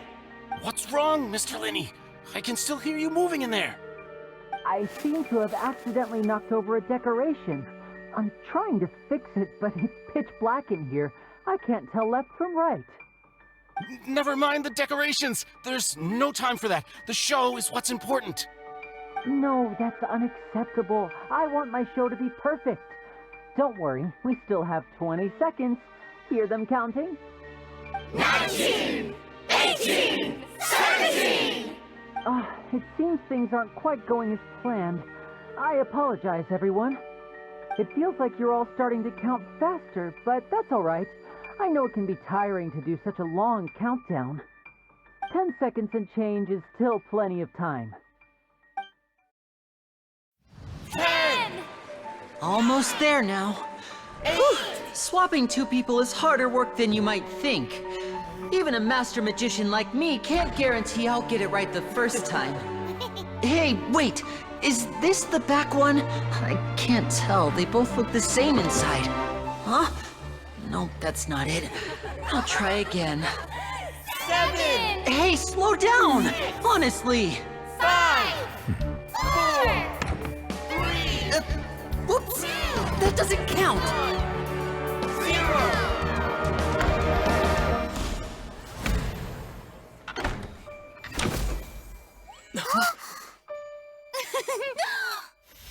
Ta-da!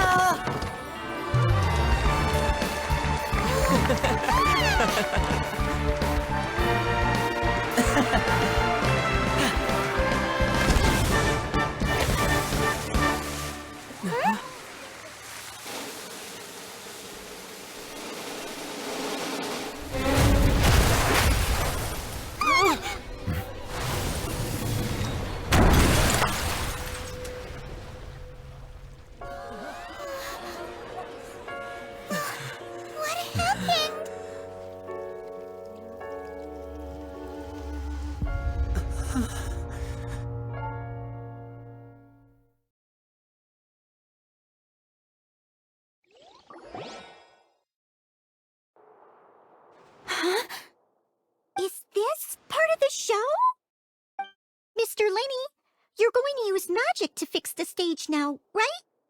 What happened? Oh no. Maybe this isn't part of the show. The girl was still in that box, right? This performance is over. Medical staff with me. Guards, secure the scene and detain all the performers. Seal the exits. No one is allowed in or out at this time. Yes, that's right. If this was just an accident, then we must investigate the cause. But if this was all part of some scheme, then those accountable will not escape the judgment of the God of Justice! No need to be alarmed, you two. We'll get to the bottom of this soon enough.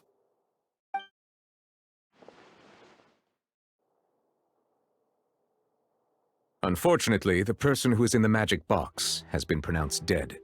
His name was Cowell, one of the assistants in Linny's magic troupe. Apparently, the fireworks on stage ignited the ropes that were suspending the water tank, which then caused the tank to fall onto the stage. As of now, we are still not sure why we found Cowell in the box, rather than the guest from the audience. And after an initial search of the area, the guards have confirmed that the girl is nowhere to be found. It appears that this incident was not merely some mishap with the performance. And there are many indications that it is connected with the case of the serial disappearances of young women. The serial disappearances case? That's the case that Charlotte mentioned before!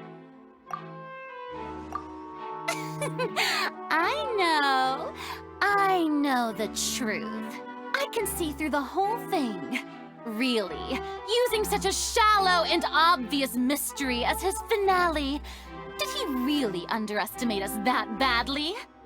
I say that our powerful magician, Mr. Linny, is now the prime suspect for the serial disappearances case. Huh? Why me? This whole thing was an accident. No, this all occurred during your magic show, did it not? The missing girl disappeared after being chosen, did she not? The deceased is one of your assistants, is he not? Now that I think about it, that whole speech about magicians making things disappear was nothing more than a provocation, a bald-faced challenge. That can't be right! How can Linny do this?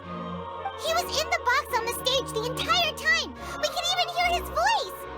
Besides, before the show, he told us that he would like to catch the criminal behind the disappearances! He couldn't possibly mean catching himself! Save discussion for a later time, please. Lady Farina, may I assume that your comments just now constitute an accusation against Mr. Linny and his associates, and that you are pressing charges? Huh? I just think that he...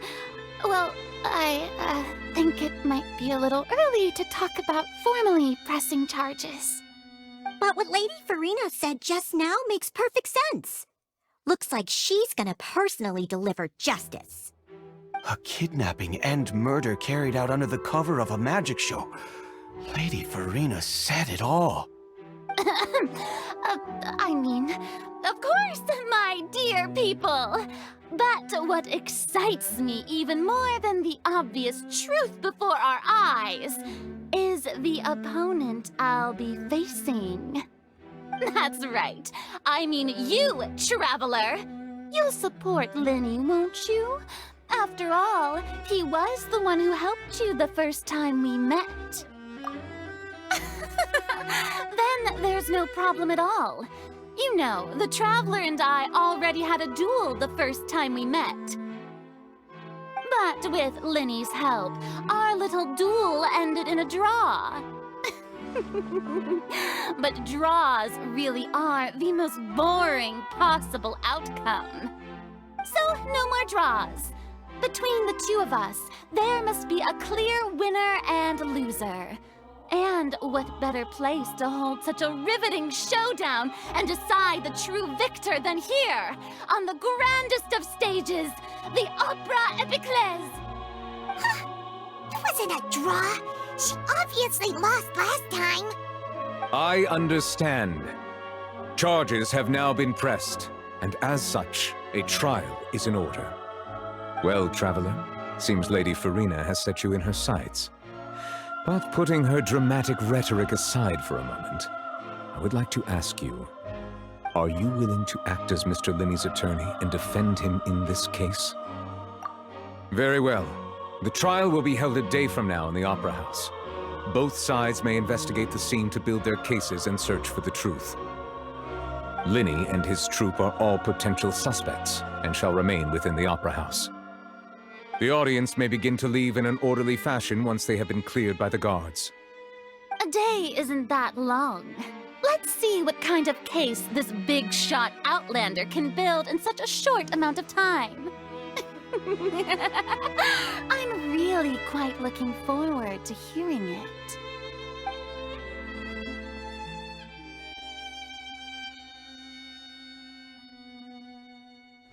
Lenny! Sorry about everything that happened just now. Were you frightened? Of course! Who wouldn't be scared after witnessing an accident like that? Yeah, I'm a little shaken up myself. How could this happen? And poor Cal. I know you already claimed that you would defend me, but now it's just us talking. Tell me, do you think I could possibly be the murderer? Good to hear. Thank you so much for trusting me. I'm sure everyone sees me as the biggest suspect at this point. But if you ask me, the whole thing is mysteries layered upon mysteries, such that all that's left is confusion. I don't know whether what happened there on the stage was purely an accident or not, and I don't know why poor Cal was in the box. As for how that girl chosen from the audience could suddenly disappear, I'm afraid I don't have any answers either. If someone tampered with my performance, then we need to figure out what they did. Even a skilled and knowledgeable magician like myself couldn't pull all that off in just 1 minute. Which is precisely why we need to investigate! As this book says, the impossible could not have happened. Whatever happened must have been that which is possible. Paimon bought them when we were reading at the bookshop in the city earlier. Pretty cool, huh? Don't worry, Paimon used her own savings to buy them. It wasn't from our travel funds.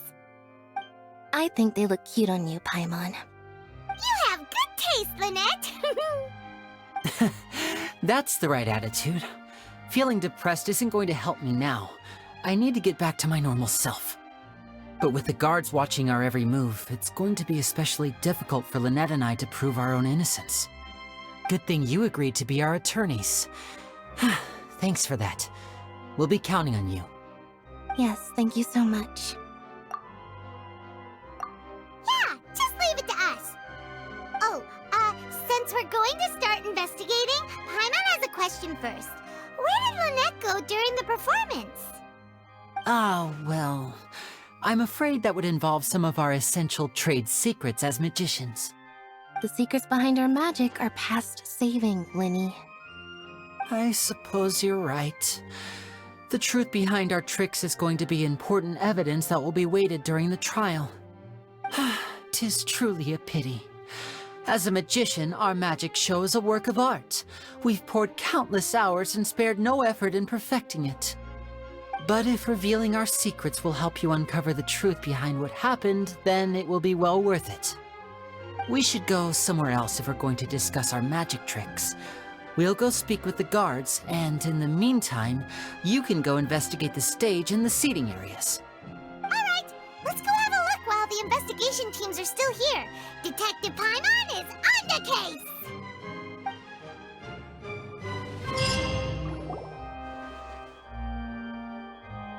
Hello, officer. How's the investigation going? Ah, I see. You must be the traveler that Lady Farina mentioned. Listen, I'll be perfectly honest with you. I'd avoid getting mixed up in this whirlpool of a mess if I were you. Huh? What do you mean? Come with me and you'll see. The deceased is one of Linny's assistants named Cal. Even though he hadn't joined the troupe long, he was hardworking and everyone generally liked him. The assistants are usually in charge of setting up and inspecting the props, as well as assisting with the show and keeping the crowd engaged. As you probably saw when you were in the audience, the water tank suddenly fell and smashed the box with Cowl inside it. This is the real mystery. We've already searched the scene and were unable to find any traces of the girl. However, if you look carefully, the box was positioned directly under the water tank. The ropes holding the tank were then burned by the pyrotechnics on stage, causing them to snap. All these factors lining up so perfectly makes it hard to see this as a mere accident. If anything, the more logical explanation is that the whole incident was intentionally planned, and Linny is the most likely person to have access to all these areas. But he doesn't have a motive! Are you both good friends of his? Well, you can't say we're good friends, but we've known each other for a little while. So in just a short time, he was not only able to win your trust, but even convince you to act as his attorneys. I know there's no such thing as magic. The real trick of a magician is holding the audience in the palm of their hand. I've seen a lot of cases, and I can tell you that people are the least reliable kind of evidence. Sorry, I tend to be pretty straightforward. Just know that I'm warning you for your own good. Anyway, you may investigate the scene of the crime yourselves if you're curious. Who knows, maybe you'll be able to come up with some new evidence.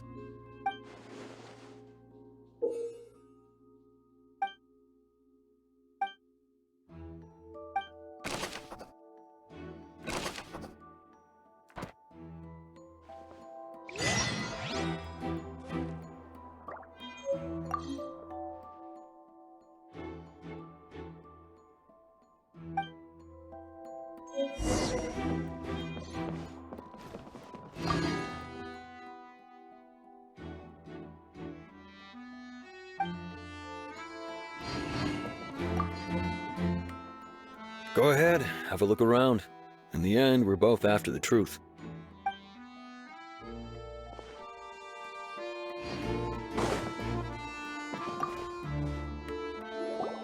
So this is the rope that broke and caused the water tank to fall. The rope looks pretty durable. How can it be burned through so quickly by fireworks? Why are you suddenly so serious, Traveler?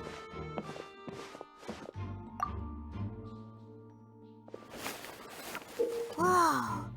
Look! This bit is made from different material! Most of it was burned away, but there's still a little bit of it left. Huh. So if a rope meant to hold something was made with that kind of material in it, then that means... Wait! Why don't you write all this down? Let's take notes!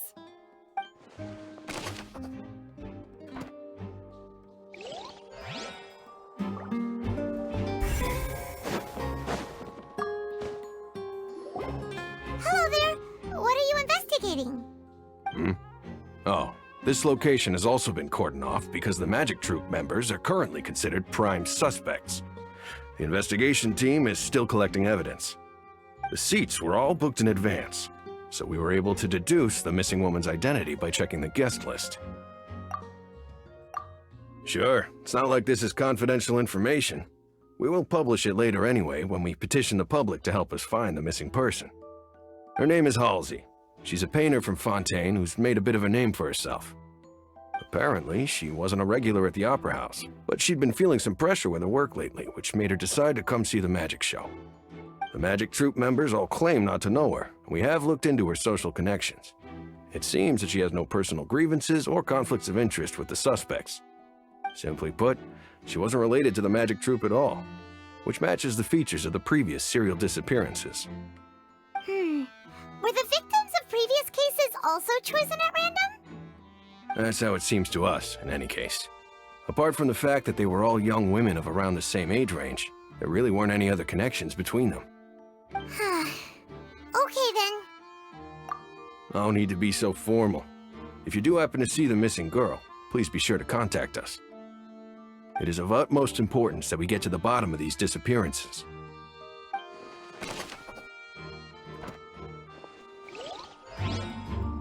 If you do encounter Ms. Halsey, please contact the guards immediately.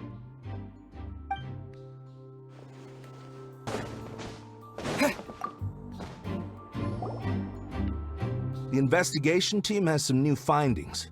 Turns out there's an issue with the random number selector after all. See, I told you. What if the machine picked some big guy's seat? You think the murderer would have still made his move then? Sorry to interrupt, but we're helping Linny and Lynette with their side of the investigation. What were you saying about the number selector? There's something wrong with it? You're trying to help them? That'll be a tall order. Linny used the machine to pick a random member of the audience during his performance, right? The lucky girl that later disappeared. Well, we thought there might be a serious problem with the machine, so we had it taken away for further inspection. It turns out that the seat number it picked wasn't random at all. The machine picks that same number every time. I'm sure you already know that you have to make a reservation in advance to get a seat, regardless of whether it's a trial or some performance. In other words, Linny knew who would be sitting where from the very beginning. That much checks out. Linny reserved our seats for us, too. Bet you see why I was saying it'd be tough to make a case for Linny. Even though it's bad for Linny's case, Paimon had better write it down.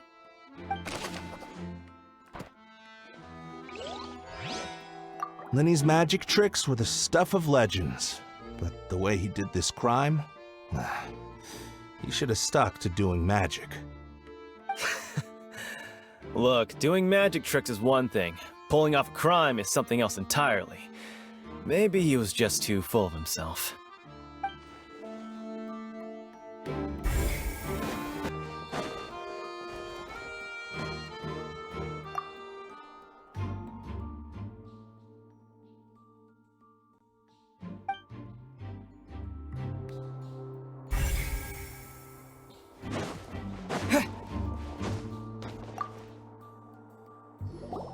I see that you're investigating the area. Well, it just so happens that I'm interested too. If you find any new and interesting leads, be sure to share them with me, all right? We don't have too many thoughts yet. Then why don't I tell you my hypothesis first? The way I see it. And I'll start it with that loud thud. The thud? Oh, you mean the sound that happened during the countdown? Yes, exactly. It wasn't terribly loud, but I suspect that most people heard it. It's just that everyone was awaiting the results of Linny's trick with bated breath, so no one paid it much mind. But now that the incident has happened, the thud has become an important clue. That makes sense. So, what do you make of it? I'm of the opinion that it may have been the sound of Linny's accomplice, Lynette perhaps, jumping atop the water tank or something like that. And when the pyrotechnics went off, she cut the rope, sending the water tank crashing down. Wait, wasn't the noise we heard too loud for that? Perhaps the balance wasn't right, leading to a particularly rough landing. Oh, that's true. I suppose I must reconsider. That does remind Paimon, though. What was with that sound?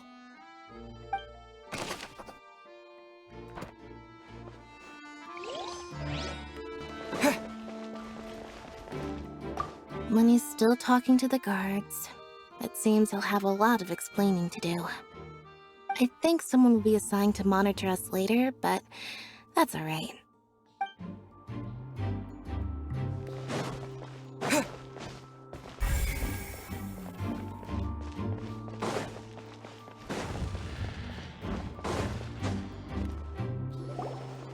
Hey, you! Yes, both of you! Over here! I've been keeping an eye on you for a while now. Huh? You mean us? That's right. If I'm not mistaken, you're also among those who wish to cut down the thorns and pursue the truth. No? And by the looks of it, you're not from Fontaine. Well, you're right on the more about that one, but who are you? Have you never heard of the Spina di Rosula? From mediating disputes and providing protection to solving conundrums, you name it, Spina di Rosula does it. And I Navia, have the honor of being its renowned president. Though those who play by our rules call me boss. I'm Silver, her attendant. Pleased to meet you. And I'm Melus. Demoiselle's various daily needs and affairs are under my purview. Huh? Boss? Demoiselle? What gives with the names? Well, I am the second generation president. Melus and the others are still used to my previous title. My apologies, Demoiselle. Should you prefer, boss, I will endeavor to use that instead. No, no need. You don't have to call me boss. Just Navia is fine. Okay, if you say so.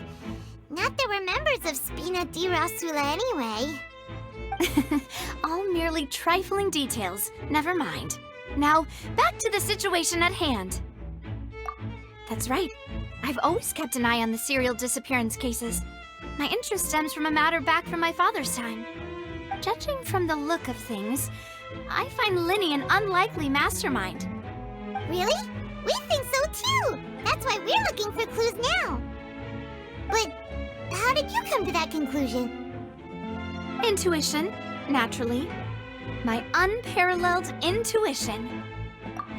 Farina sure was quick to point the finger at Linny without any decisive evidence whatsoever, wasn't she? But that's not uncommon for her. If you remember, the Justice had to interrupt her and ask if she was pressing charges just to keep her from getting carried away. Anyway, a trial begins the moment someone levels charges. And, of course, there was no way Farina was going to back down in that situation.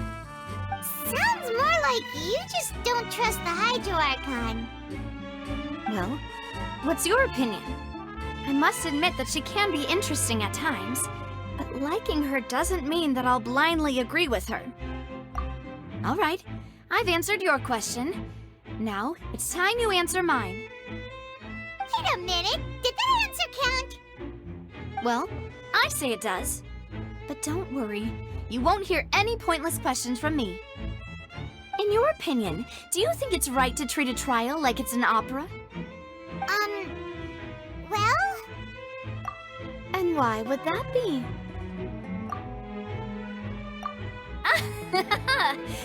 See, Silver and Melus? I told you they'd be different. Most astute of you, Demoiselle. I, too, think that the Traveler's response was most excellent. No matter how wonderful the script or how fervent the audience's expectations may be, the trials that go on stage here must be based in fact. And if that can be done, boss, then... All right, that's quite enough, Melus. Anyway, I like your answer. You passed with flying colors. Now, I need to make some preparations, following which our joint investigation shall commence. You two shall be my assistants. Wait! Since when did we become assistants? Oh, well, I can be the assistant, sure. Or your companion, if you like. I'm really not that fussy. That's more like it.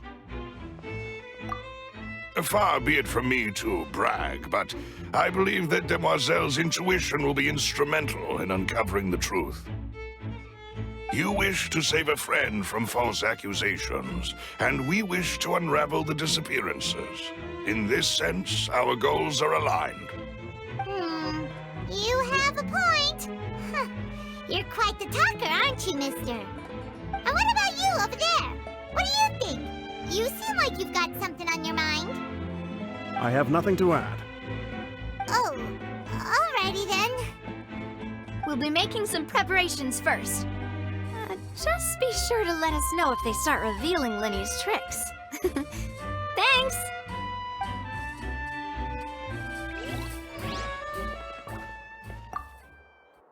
Speaking of that, I think magic shows would be very popular in Poisson. I can see that. Maybe I should try to learn some magic. If I could make things disappear, cleaning my room would be a cinch. You need not worry about such things, Demoiselle. That falls under my duties. Oh, right.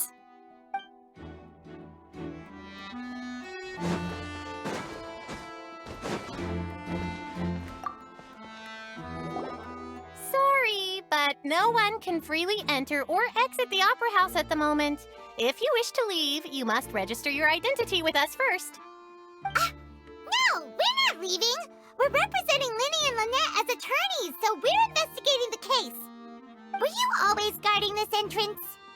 Yes. After the Chief Justice gave the order, everyone coming in or out must undergo a strict inspection. So, the missing girl couldn't have left from here. At least, not from that point on. I doubt there was much opportunity then, either. How can you be so sure, Well, because I was in charge of security near the entrance at that time. I couldn't see Linny's performance from here, which was quite a shame. Just my luck. But still, I did not abandon my post, and I stayed put no matter how loud the applause was.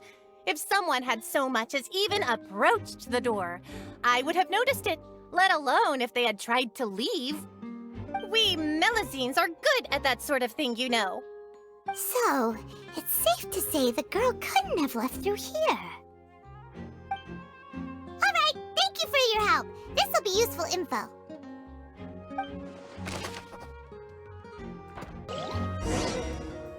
We've checked everything of note here at the performance venue. Paimon wonders how Linny's discussion with the guards is going. Let's go see, shall we? Ooh, things are getting interesting, huh? We're about to see how magic is made. My apologies, but access to the venue is restricted at this time. Please register first.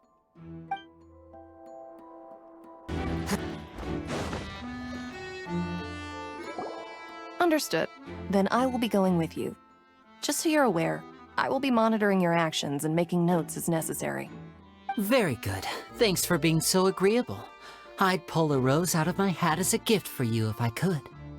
You may spare the pleasantries. I'm just doing my job. You've arrived. Who's this? Me? I'm Spina di Rosula's guardian angel. If you've got a problem, I've got the firepower. Sorry, I got a little carried away there. Call me Navia. I'm a partner of theirs, and we'll be helping investigate this whole situation. And these are my companions. Would you mind if they join as well? Fine by me. Oh, new helpers? I would be most grateful. Well, let's just say we're tagging along. It's not every day you get to see the secrets behind magic performed on such a large scale. I appreciate your kind interest. Come with me. We'll be heading below stage. Huh? Below stage? Yes, a world of secrets is hidden beneath this magic box, prepared specifically for this switcheroo trick. But before I reveal everything, you should have a look first. Notice anything strange here?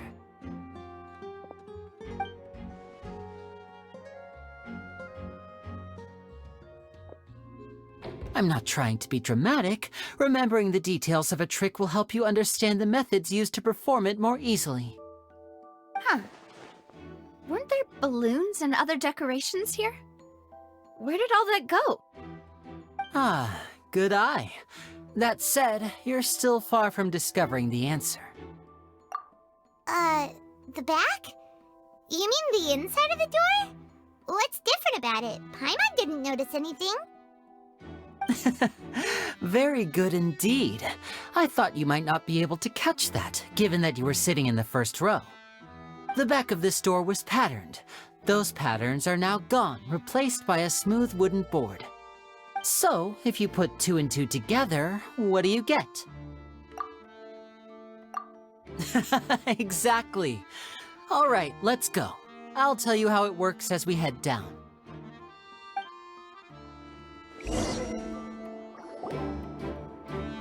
Oh, so there was a passageway under the magic box! I knew you'd figure out most of it as soon as you saw this place. The 2 magic boxes are positioned right above the 2 entrances of the tunnel. See this flatbed trolley? The box with the lucky audience member in it would be shuttled over to the other side using the trolley. This trolley can raise and lower and even rotate, ensuring that the box will face in the right direction. I see. So that's the purpose of the box inside another box. Precisely. The inner box would descend after the audience member was put inside and be moved along the trolley, all while the outer box would remain on stage as if nothing had ever changed. So that's how you did it! Once the box was lowered, the trolley would store some energy through this device here, with which it would complete the rest of the steps. The audience member would only be able to feel some slight movements in the dark, and by the time she walked out, she would already be back on stage. Right! You were talking that whole time, and you even came out for a moment near the end! Ah, yes. A phonograph operated by Lynette was used to achieve that effect. My assistant and I had already scripted our conversation beforehand. When the countdown began, I had already gone to the opposite box via a tunnel using that ladder. And what about Lynette? Where was she? I was in the mezzanine space in the back of the box. Oh, interesting! That's how we were able to coordinate Linny's lines with the assistant. And, by the way, I was the one who walked out of the box at the end. I mean, we are twins. All it takes is a change of clothes and no one can tell who's who. And that's my favorite part of this trick. Only Lynette and I can perform it. So that's how it all worked! Wow! Every detail you revealed was more amazing than the last! Lynette would briefly walk out of the box and then go back in, jumping into the tunnel and escaping before the box on the trolley could finish ascending. And then I walk out of the other box in the audience area, and the trick would be complete. The operative word here being would. But as you saw, Cal was in the box, not our audience member. She, on the other hand, mysteriously vanished. We really don't know how that happened. If not for that interlude, this would have been an astonishing trick. I probably never would have figured out how you pulled it off. And yet, to think that someone was able to use this magic trick to commit a crime. Could we have a look around? I think we can come up with some more leads. This is the scene of the crime, so Linny and Lynette are not permitted to stay here. I'll escort them back up. Yes, of course. No need to be so strict now. I won't disappear into thin air, you know. Thanks, everyone. We're counting on you.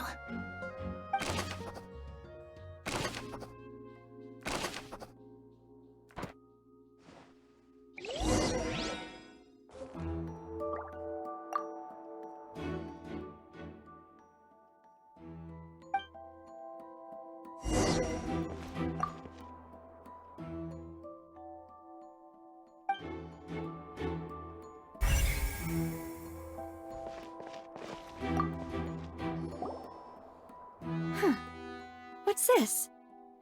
Looks like a hook tied to the end of a rope. Huh? There's all kinds of odds and ends here. Perhaps it was a prop for a different trick. But why would it have been left here? Whatever it is, let's make a note of it first.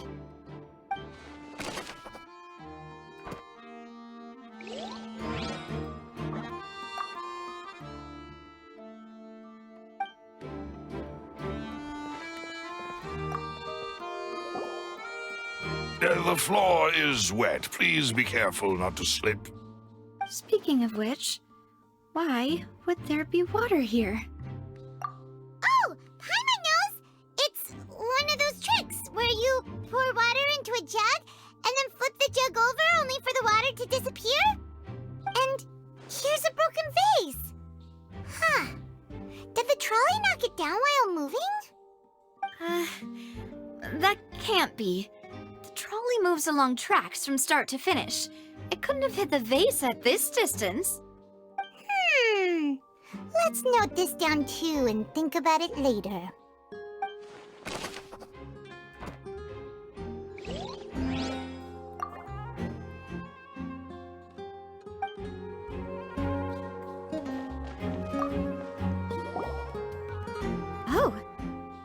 clothes that the lady chosen from the audience was wearing, right? Her clothes are here, but she's nowhere to be found. Right. And do you really need to do that if you're kidnapping them? Ugh, this is so confusing. Paimon doesn't want to be a detective anymore.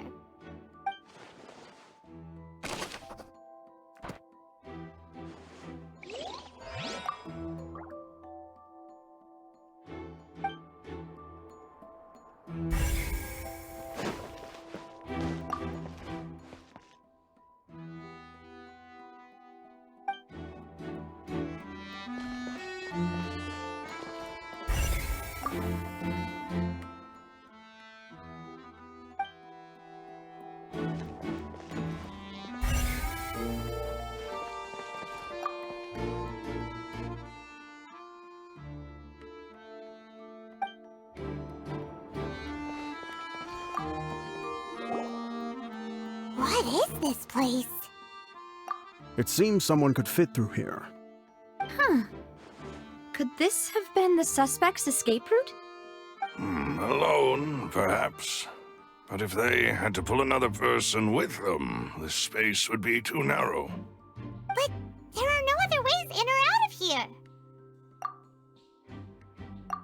Oh, you're right! Let Paimon write that down.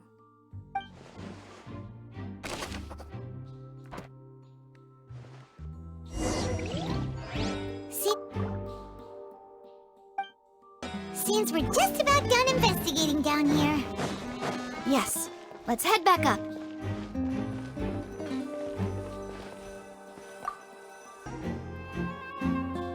Well, we've ascertained the state of the crime scene. Let's find a place to sort out our findings once Malus returns. Seems to me that there are several things that don't add up here. Apologies for the wait, demoiselle. So, what did the guards say? Did the criminal escape through the vent?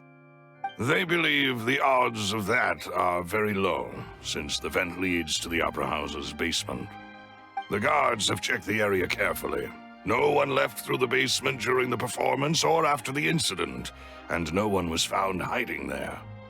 So the tunnels become like a secret chamber then! You know, like the kind you usually see in novels! The plot thickens. Halsey's disappearance and Cowell's death are both quite inexplicable. No wonder Farina was so confident in her accusation. All the current evidence points toward Linny and Lynette.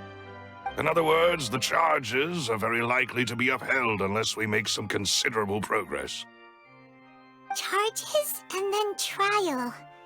So if the charges are upheld, they'll announce a sentence? That's right. This is how a trial goes in the Opera House. During the proceedings, the Chief Justice and the Oratrice will hear statements from both sides. That's right. This is how indemnitium is produced. The statements from both sides, the defenses from attorneys, witness testimonies, and even the audience's emotions will all be projected on the Oratrice. To put it simply, it's as if the Oratrice has its own will, and is a judge in its own right. This also precludes any kind of favoritism on the part of the Chief Justice. And not that this has ever happened anyway. Once both sides have finished speaking, the Chief Justice will make his final decision. This, too, will be used by the Oratrice as a reference. Then, finally, the Oratrice will be consulted by officials. The result it returns is the will of justice itself. Huh? So that machine is the one that actually decides? Paimon thought Neuvillette called the shots.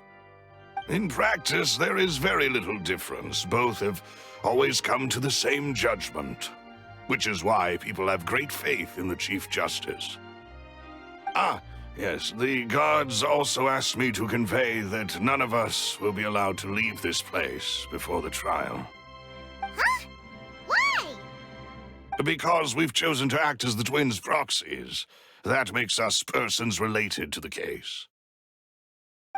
They're concerned that we might be colluding with outside parties, or that we might find outside help to disrupt the case.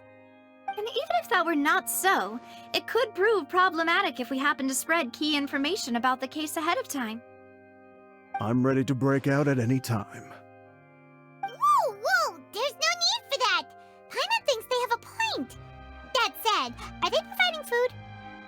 Of course.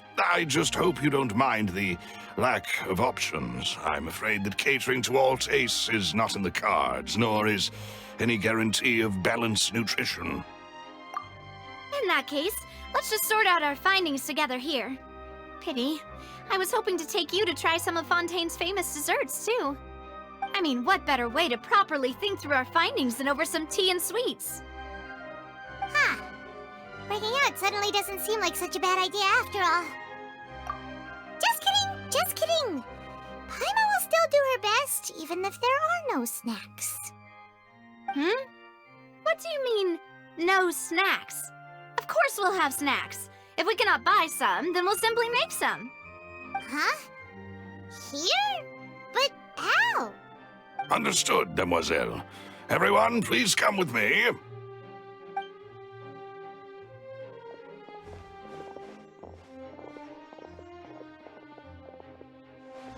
Wait, you're carrying a portable stove with you? Yes, I must be prepared to meet the demoiselle's baking needs whenever the fancy strikes her. I have eggs, sugar, and almonds at the ready. Good work, you two. Then I'll get to it. Please sit tight for a moment. You'll get to taste my awesome snacks soon enough. These three are quite the interesting group.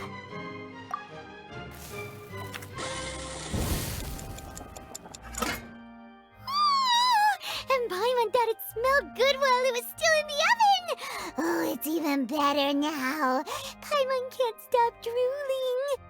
From the way you had these two guys carrying all that stuff around, Paimon thought you'd have them do more during the baking process. But you ended up doing the entire thing by yourself! Beating the egg whites, grinding almonds, everything! I was applauding. And I was giving encouraging smiles. Paimon was just thinking, aren't you worried about getting your fancy dress dirty beating egg whites and baking like this? Well, I don't think it's carved in stone anywhere that fancy ladies can only read books, sip tea, ride horses, and play the piano. I just really enjoy making snacks. Don't underestimate beating egg whites, by the way. It's a real arm workout. You also need to beat them to just the right consistency, or your macarons will crack. Anyway, give these a try, fresh out of the oven. There's 3 for each of us. Only 3? Well, eating too many sweet treats might send all that sugar to your head. You wouldn't be able to think clearly about the case on a sugar rush, would you? Tea is ready to be served as well. This is Demoiselle's favorite, strong black tea with a floral fragrance that clears the mind and lifts the spirit. No need for concern. I'm merely doing as I should.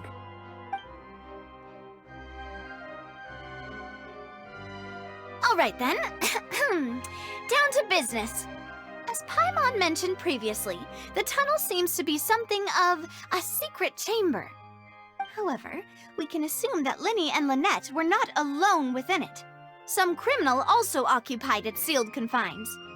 The magician twins could have committed the crimes, of course, but they lack any logical motive.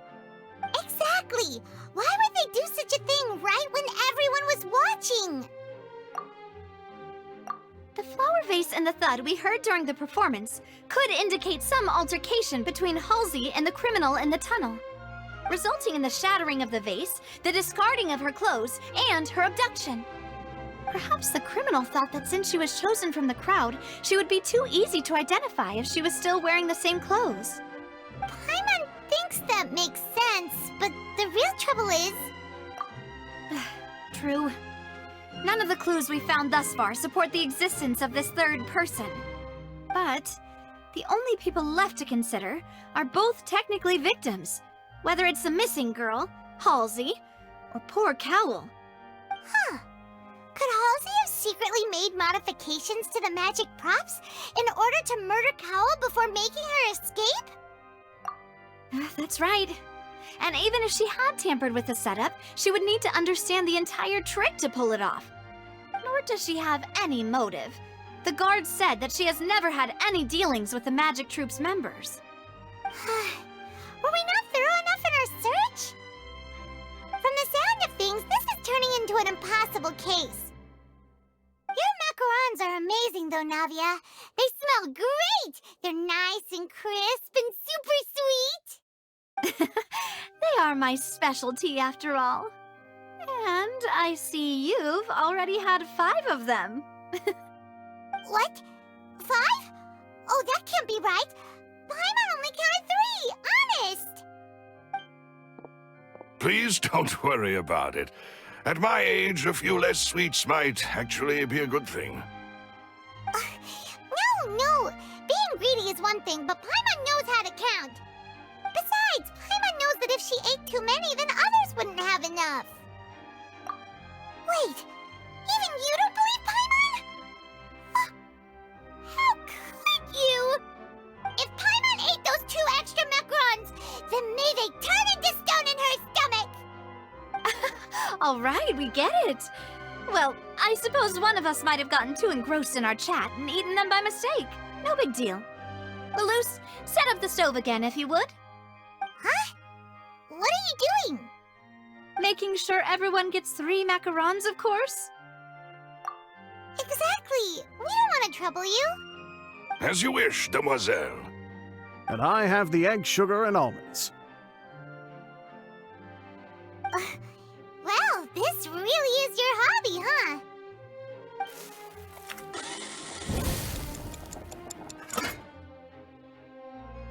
Well, that's it for snack time. I'm going to have another look around the area. I don't know what we're looking for yet, but we've still got some time. As attorneys, I suggest the 2 of you think the case over again. It would be awkward if you got all tongue-tied on stage during the trial. All right, thanks for your help, and for the snacks. It was nothing. A small task for the Spina di Rosula. Silver, Malus, it's time to go. I'll be back if I find anything new.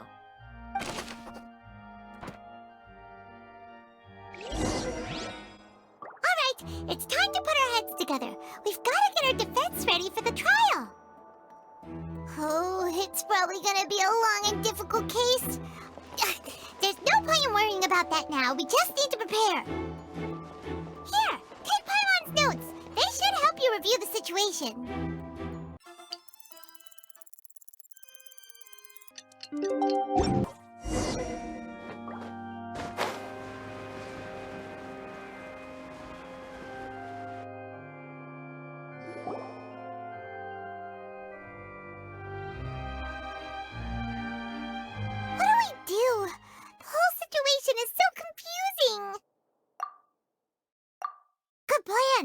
Impossible things don't just happen. We'll get to the truth one way or another. Just relax. Even if everyone else suspects Lenny and Lynette, at least we will be supporting them from the stands. Besides, I doubt Farina understands any more about what happened than we do. Thanks, Navia. Well, we'll be going then. Best of luck to you.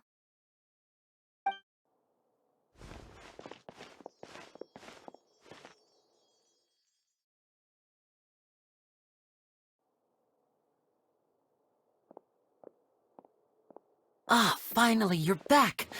Well, how did your investigation go? To be honest, you might be disappointed. No. We're already very grateful that you were willing to help. Well now, don't you all look disappointed? Don't tell me that your investigation came up empty-handed. That was to be expected, of course. The guilty can never produce proof of their innocence. But don't let that stop you. I shall be terribly disappointed should you, my most anticipated foe, concede so easily. Since both parties are present, I declare that the trial regarding the magic show incident is now in session. Firstly, in order for the audience to understand the causes and results of the incident, could we please have Mr. Linney explain the trick? Yes, of course. I will explain while Lynette demonstrates on stage. All the necessary items have been prepared.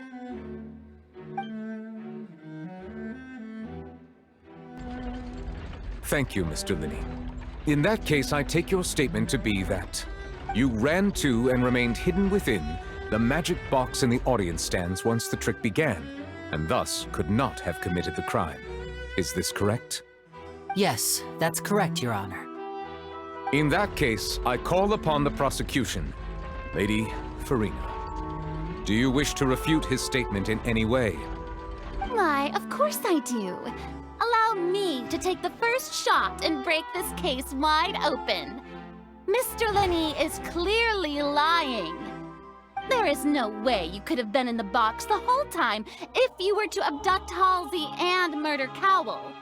In fact, I'd say you were hardly in that tunnel at all. That is simply your hypothesis based on the presumption that I'm guilty. Oh, is that so? And if I may ask, what did you hear while you were inside your box? The roaring countdown of the crowd, of course. That's how I kept track of the time and built anticipation for the finale.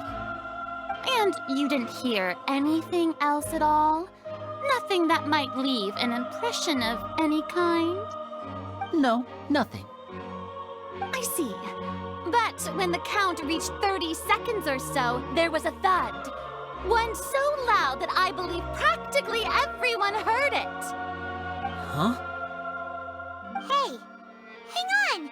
Something's not right here. Yeah, I'm sure he could have heard a noise that loud from inside the box. I was right by the box and I definitely heard the thud. Look at those scales. Could those mean... Well then, ladies and gentlemen, allow me to use the words of the magician himself. You never know what can happen in the blink of an eye. Indeed, it seems his alibi can also collapse in the blink of an eye. Of course, I have armed myself to do far more than smash your alibi. Confidence cannot go unfounded, and my foundations are rock solid. Tell me, aren't you and Lynette actually from the House of the Hearth? The House of the Hearth?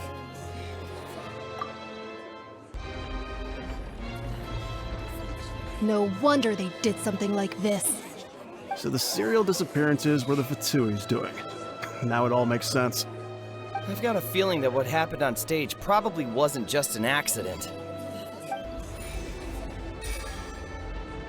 That's irrelevant. Our identities have nothing to do with what happened. Indeed. Then perhaps you could tell us everything that happened during that 1 minute. Your first priority is to prove yourself innocent after all. I'm sure there is little that needs to be kept secret now. Unless your script already has holes in it. The Outlander is speechless. My, oh my, don't they look flabbergasted? Now comes the infighting and discord, I suppose. This was almost too easy. Good thing I made all those preparations. Seems the all-nighter I pulled last night is really paying off. Hey, Lenny! Why didn't you tell us this before? Order! Order! Mr. Linney, allow me to re-establish the facts. Lady Farina has raised 2 points. First, when the thud was heard in the Opera House, you were neither in the box nor the tunnel. Second, you and Ms. Lynette are both members of the House of the Hearth. Are these claims true?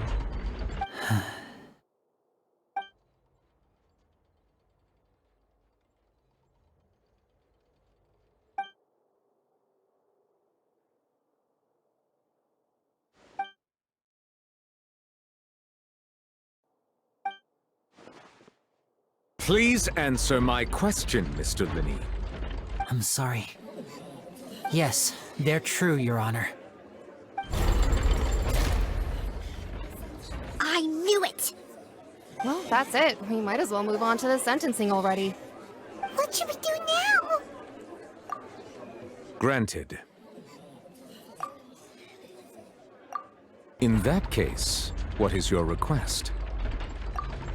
Is that really necessary? They're already as good as guilty. The defendant deceived their own attorneys. What is there left to discuss? Order! Order, I say! Your request is reasonable, and we shall adjourn. This trial will reconvene in 1 hour. So you would stick to Mr. Linney's defense even after knowing what you do now? You certainly have more professionalism than I thought. In that case, my dear audience, let's allow the joy of victory to steep for a little while longer.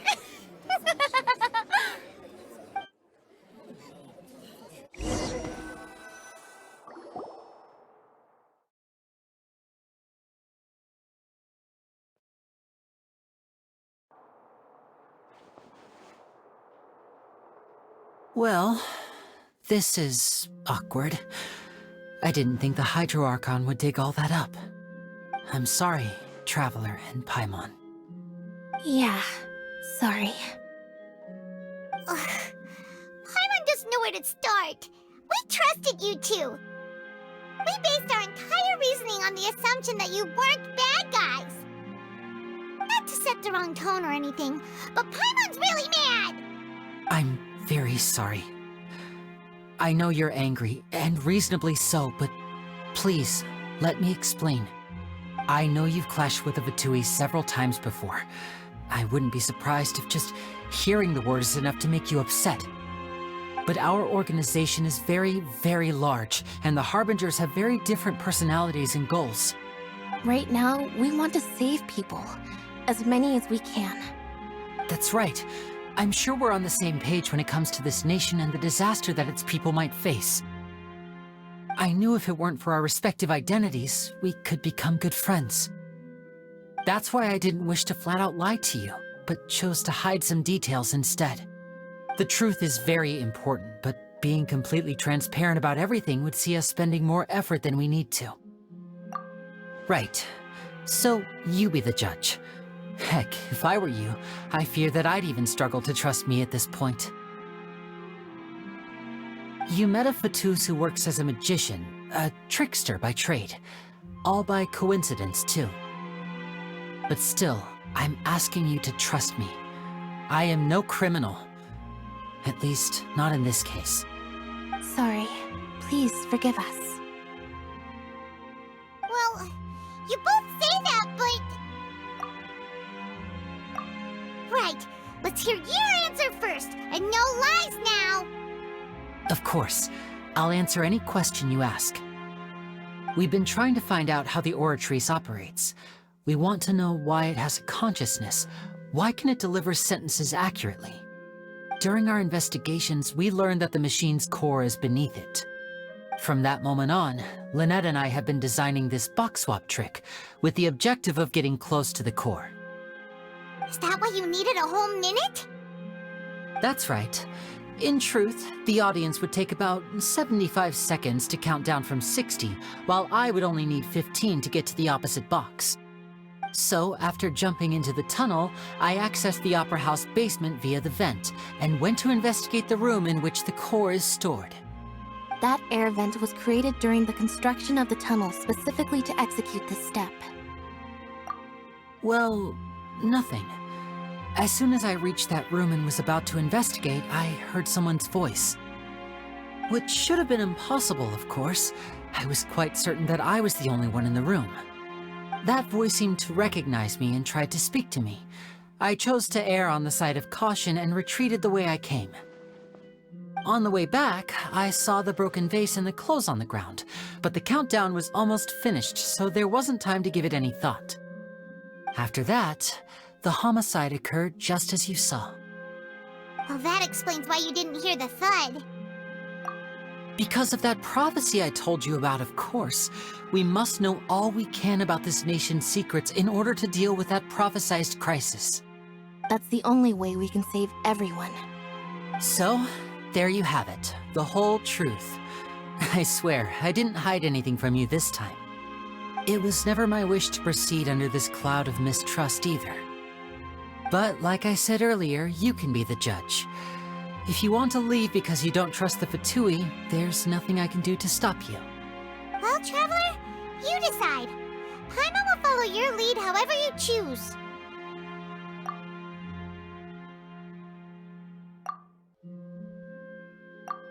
Okay, thank you. Thanks for giving us a chance. The current problem is that the scales are tipped pretty badly against you two. If we want to refute the Hydro Archon's accusations, we're gonna need a seriously watertight defense. Huh? Oh, Paimon thinks she gets what you mean.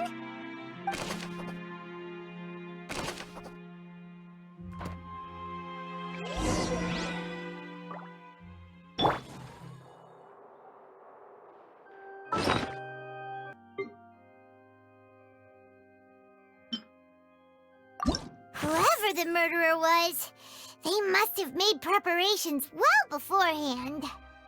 This rope was obviously tampered with. People needed to register and reserve a seat for the show.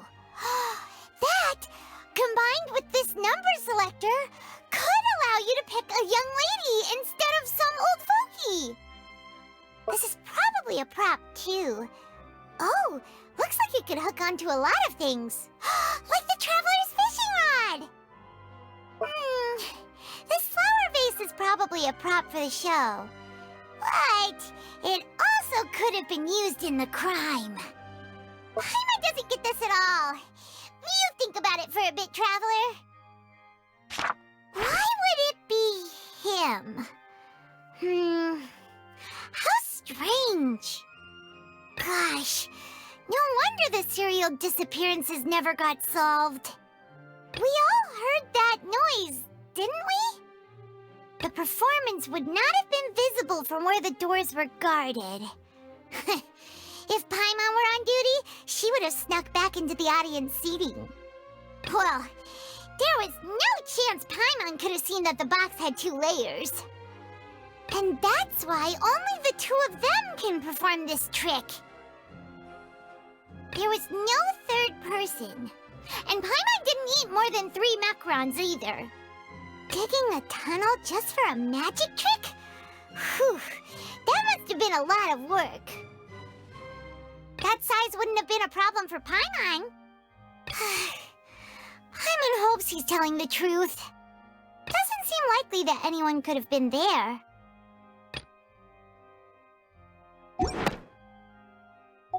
The scribe's work is simple, which is exactly why I took the position.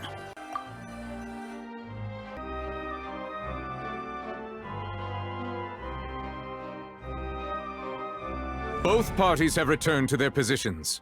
Let us continue the trial. When last we left off, Mr. Linney acknowledged the new evidence presented by Lady Farina as fact. Therefore, Lady Farina may continue stating her reconstruction of the events. That took long enough. Now then, if everyone would lend me their attention. At this stage, let's revisit that scene from Linney's perspective.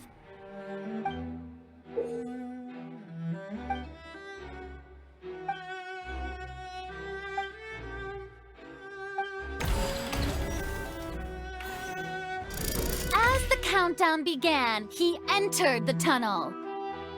When the flatbed trolley passed, he opened the box and got into an altercation with Halsey, which caused the loud thud.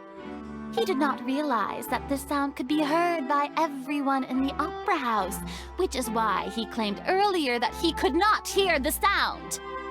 Finally, he used the vase to knock her out, before making her change clothes to prevent others from recognizing her. At this time, Cowell arrived in the tunnel, having heard that strange noise, and caught Linney red-handed. So Linney proceeded to knock him out too before stuffing him into that box. Afterward, Linney passed the unconscious Halsey to his accomplice through the magic box in the audience stands, before operating the devices such that Cowell's death would be ruled an accident. And there you have it. That's the truth behind what happened. Does the defendant's side have any objections to Lady Farina's description of the events? The key to refuting Lady Farina is the order of events. what Lenny experienced and what he saw.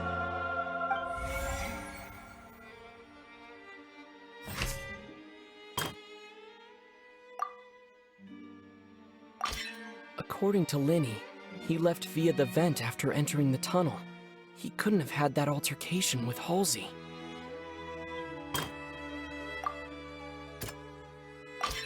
Lenny went to the room that contains the Oratrice's core.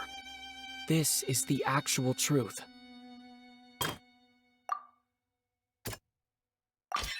Lenny did not take part in the underground altercation. He only witnessed traces of the aftermath. Attention! Ace Detective Paimon has something to say! When the countdown started, Lenny did indeed go into the tunnel. But he immediately used a vent to access the Opera House basement, which is where the underground core of the Oratrice is stored. Once he reached that area, he heard a voice in what should have been an empty room. Since he felt something was amiss, he returned immediately. The crime scene had already developed by the time he reached the tunnel again, and in order to complete the magic trick, he did not remain there for any length of time. Finally, he reached the surface, and that was when the accident happened from his point of view. Therefore, he's innocent!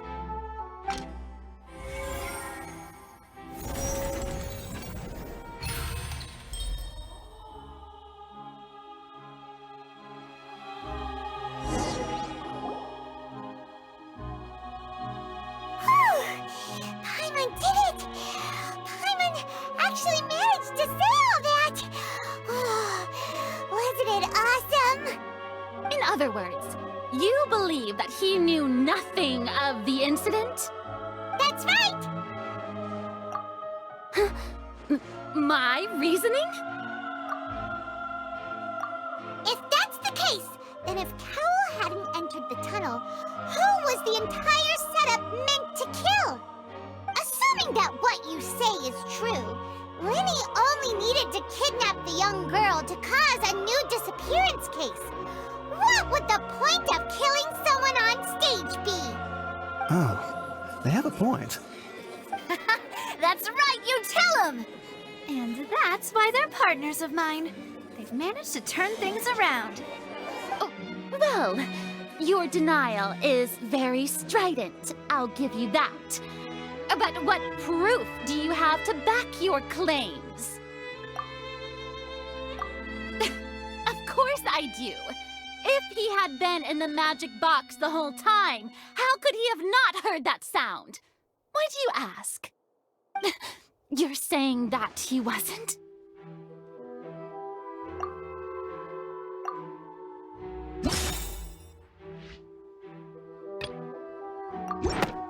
That's right! Lenny wasn't in the box or in the tunnel.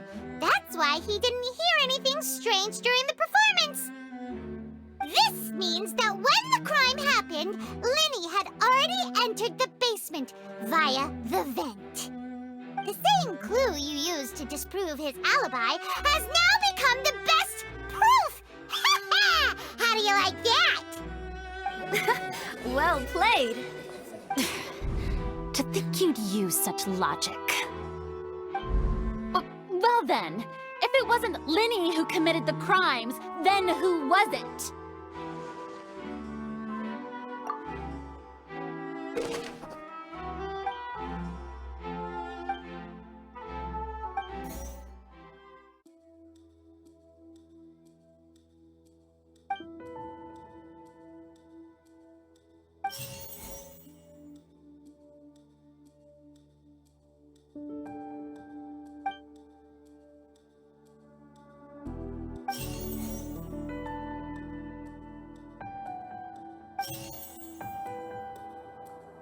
Could there have been a third person involved? Is that really a possibility? Halsey is the missing person and an ordinary audience member. Or did she have her own scheme all along? The deceased's name is Cowell, Lenny's assistant. he would have been able to tamper with the equipment.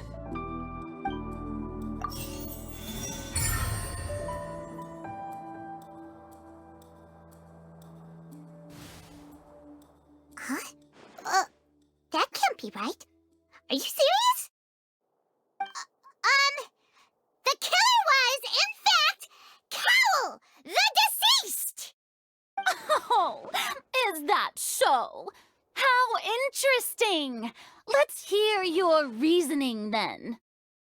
What I must do next is recreate the truth, what Cowl did, and how he went from would-be perpetrator to victim. No one entered or left the Opera House through its entrances, so where would the criminal have wanted to take Halsey? Linny was not in the tunnel at that moment, which gave our criminal ample time.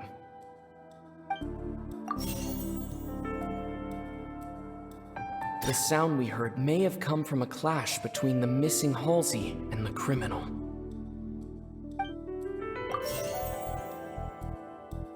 Halsey's clothing was in the tunnel, so there must have been some fear that she would attract attention.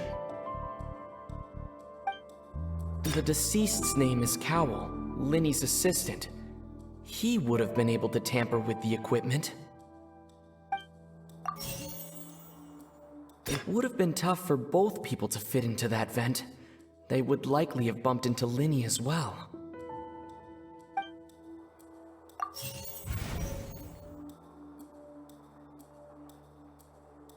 Halsey's clothing was in the tunnel.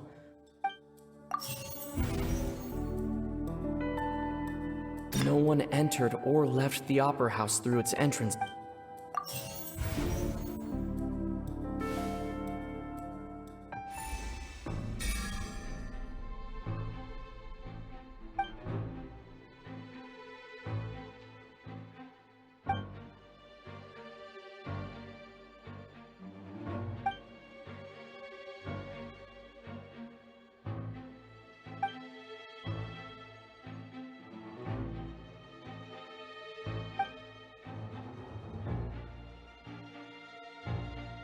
What's wrong, Traveler? Are you still having trouble figuring things out? I see how it is. So this was all just a bluff. And here I thought you had something to show for it. But it seems you're still far from the truth. Look, since we're at a dead end, why not consider a different track? Just like the trick as it transpired, the end result must have been utterly different from the magician's initial design. If only we knew how Halsey disappeared. Well, that would be nice, but the tunnel only has 3 exits, and none of them seem very likely. And it's not like this is a magic trick where you can just make a real live person disappear. You know, like you did from that water tank, Lynette.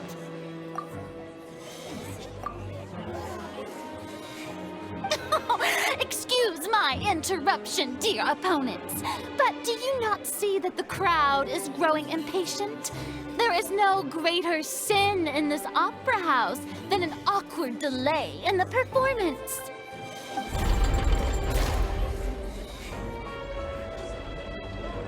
If the defense is unable to make further effective arguments, we will move on to the next stage of the trial.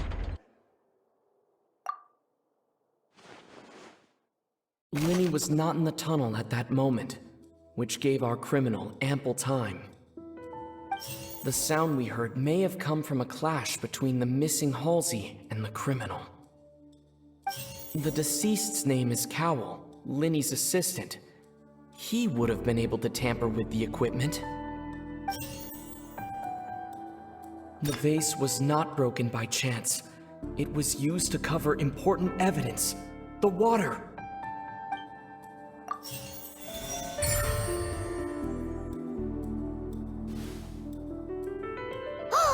Paimon gets it! It all comes together if Halsey disappeared instead of being kidnapped. Lynette escaped from the water tank, vanishing gradually and leaving only clothes behind. If there's a similar method where a person could be transformed into water... Just a moment, please. I do hope you know how preposterous you sound at the moment. How could a person ever be transformed into water?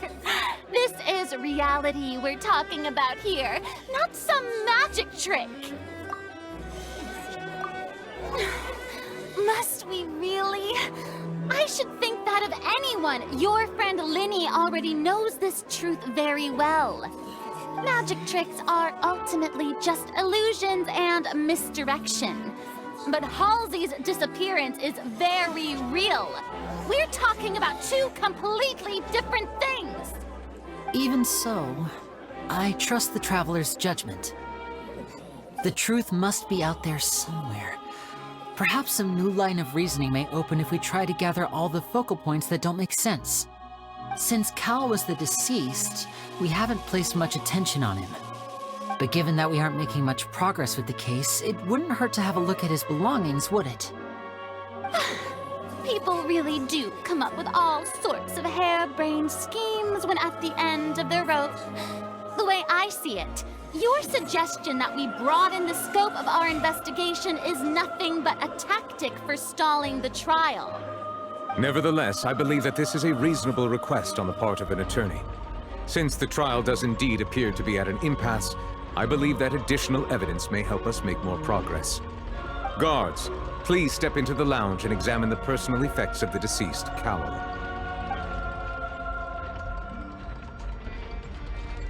We are still examining the items, but we have already made critical progress that we feel must be shared with everyone post-haste.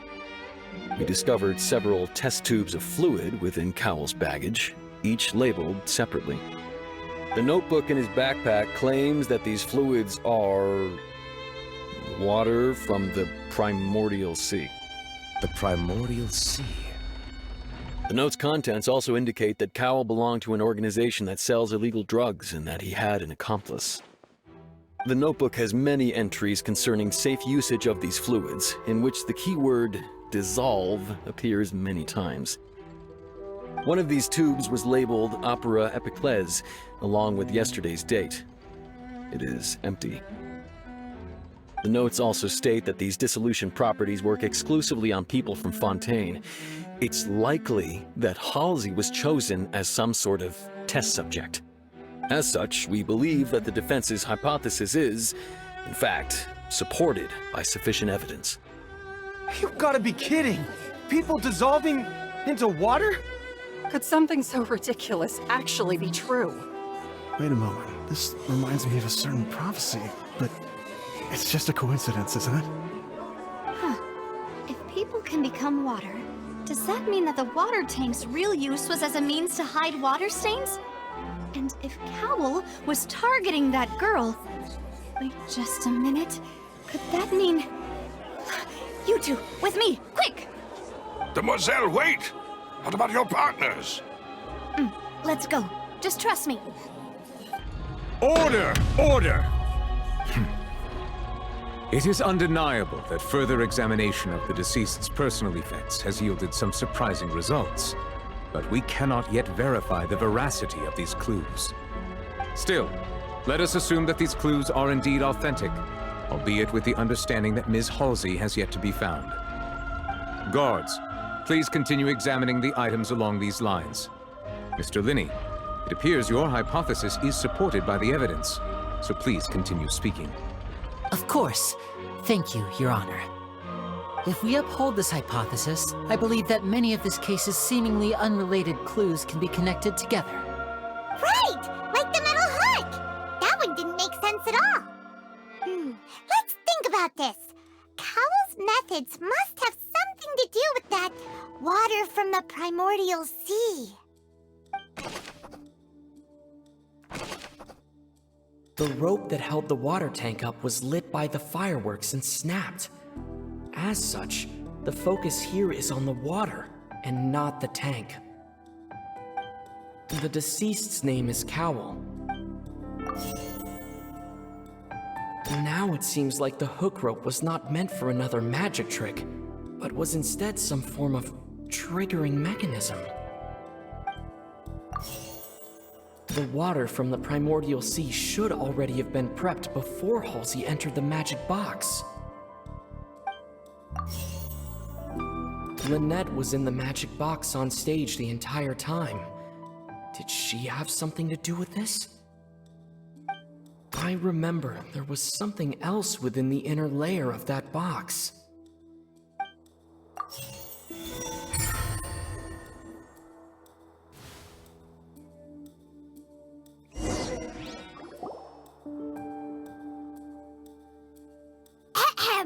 It's Ace Detective Paimon's time to shine again! In the original plan, Cowl would tamper with the water tank rope and the number selector securing his target. When the magic box containing Halsey was lowered, the metal hook would retract gradually and pierce the balloon at the top of the box. When the balloon attached to the box popped, the water from the primordial seed inside it would pour down and dissolve Halsey. Afterward, Cowl would enter the tunnel and break the flower vase to conceal the water inside the tunnel, with the remaining evidence being covered up by the water tank on stage. But he encountered something unexpected in the tunnel and wound up being fatally hit by the same water tank he meant to use to cover his tracks. Huh. That does make sense. That actually links together a lot of the more confusing pieces of evidence.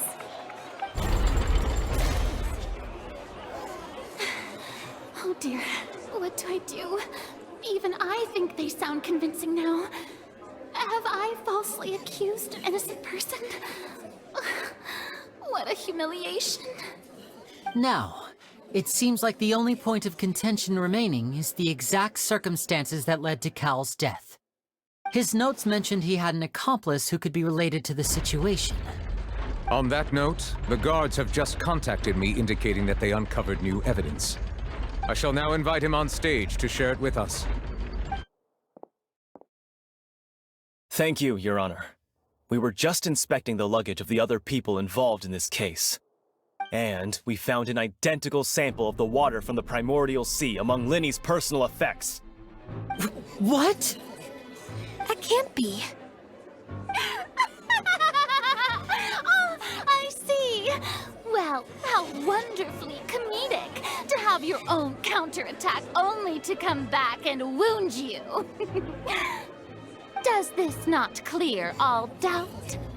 My dear citizens, my loyal audience, allow me to present my reasoning and bring this performance to a swift close. Linny did not need to take part in the dissolution of the young woman at all. Indeed, he did leave the scene via the vent. Having made modifications to the props beforehand, his accomplice Cowl then caused Halsey to vanish using the water from the primordial sea. But upon his return, in cruel avarice, Linny desired sole credit and prepared to do away with his partner in crime. Ultimately, he knocked Cowl out, and the tool meant to cover the crime up also became a murder weapon. Now, as much as I regret having come to such a viciously straightforward conclusion, it does seem that the famed Fatui is quite the cold-blooded and ruthless organization. Am I right, Mr. Linny?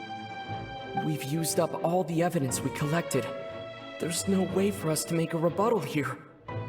Is this the end of the road?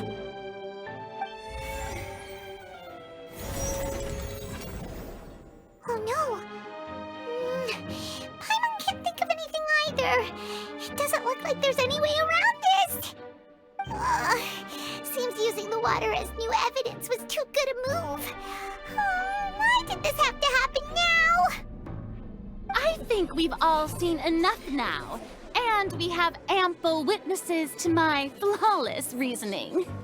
I believe this is indeed the finale. Now then, my good, noble Chief Justice, should we not, in your view, move... Excuse me, everyone, but I must interject! Miss, I must ask you not to shout, and to respect the ongoing legal proceedings. Oh, come on, don't be hasty. I have a good reason for interrupting, you know. Now, would anyone here like to take a little break from all this debate and see a little magic? I'll show you an amazing trick, one that can bring a young woman who has disappeared back in the flesh, right before your very eyes. Please, do the honors, Mr. Linny, if you would be so kind. What in the world is she saying? No offense, miss, but miracles like that are beyond my scope as a magician. Come on now, don't be silly. Magic is all about misdirection, isn't it? It often conceals the truth while presenting a fascinating illusion. But once everyone believes the illusion, can't magic reveal the truth to them once again? And wouldn't such a trick be the most marvelous finale to today's performance? Come on, Lenny and Lynette, give it another go. Don't worry, Spina di Rasula has made the necessary arrangements on your behalf. But, as the magic makers and stars of the show, I think I should leave the final performance to you. I understand.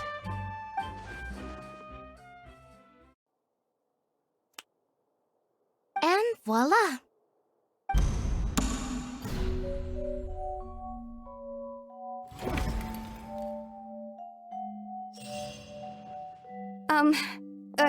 Sorry for the interruption.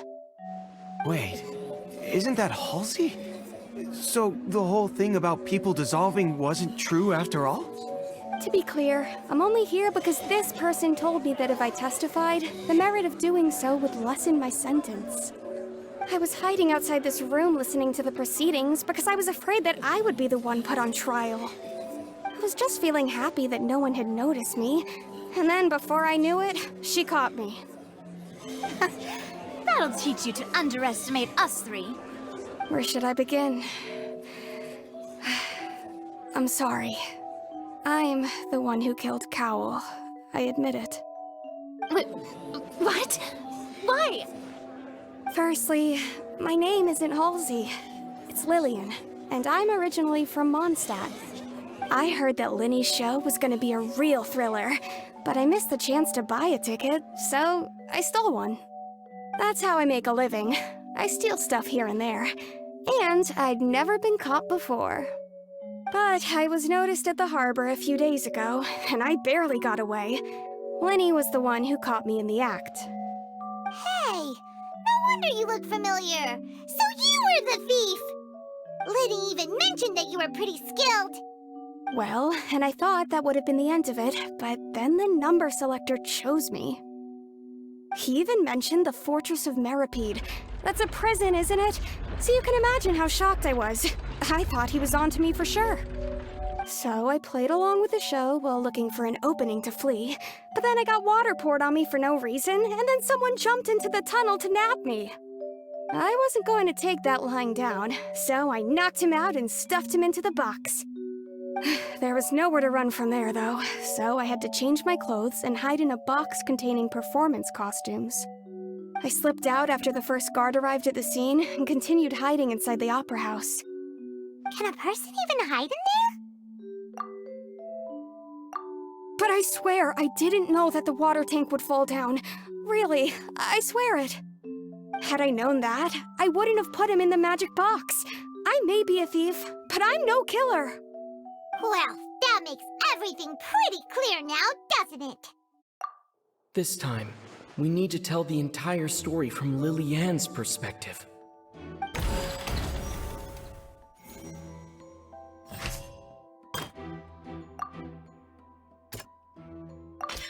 The strange sound wasn't from a fight. It was Lily-Ann's attempt to break out when she was frightened.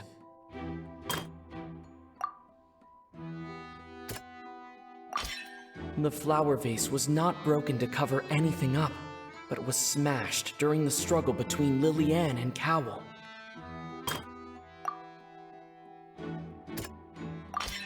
Lily-Ann was afraid that she would be recognized if she left, so she changed clothes and hid, biding her time, Just what one might expect of an experienced thief.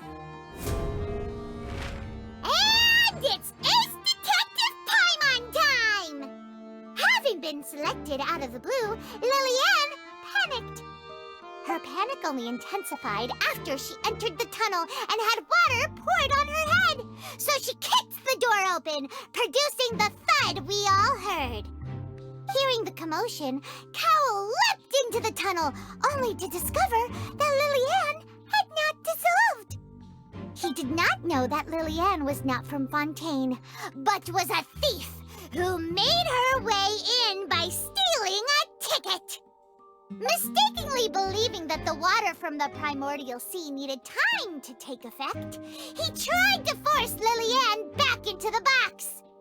The two broke the flower vase during the struggle, but Lillian came out on top, knocking Cowell out and putting him in the box. With no way of escaping, she changed her clothes and hid in the costume trunk until the performance ended.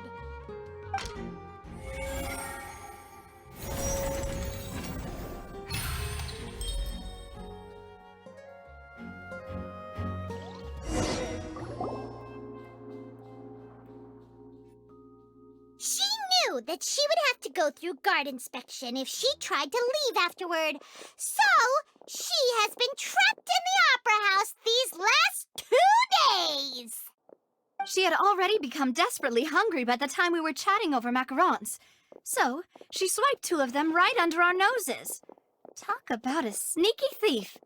At this point, all the events that happened in the tunnel have now come to light. Ah, so that's the whole story. Bravo! Bravo! Now then, Lady Farina, do you wish to speak against the defense's statements? Please answer the question, Lady Farina.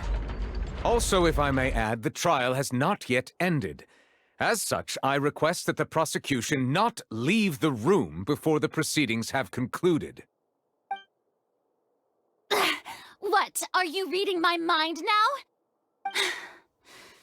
No, I have no further arguments. I admit defeat. But really, could you at least have left me with some dignity? Wow, look at that! She's like a deflated balloon now.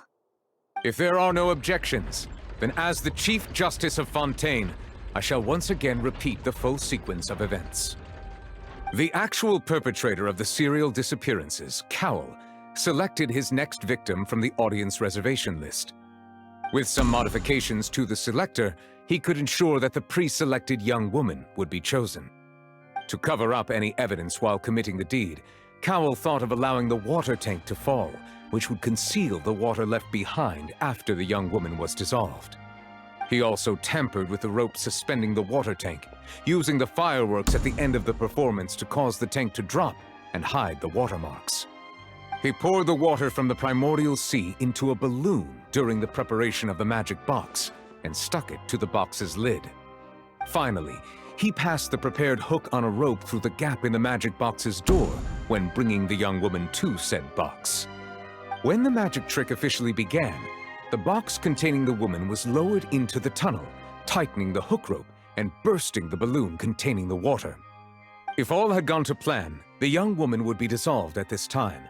However, Lillian was not from Fontaine and thus fled the box with a loud noise. Realizing that there was trouble, Cowell entered the tunnel and met Lillian.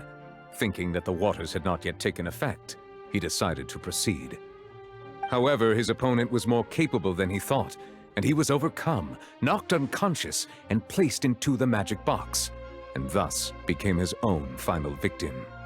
Lillian, according to her own statements, then changed clothes and hid until the performance ended, before hiding in other parts of the opera house. As for Linny, he was in the underground structures within the opera house, and was thus ignorant of these happenings. From this reconstruction of events, we can conclude that Linny, the accused, is in fact innocent. Hooray, Linny and Lynette! Amazing!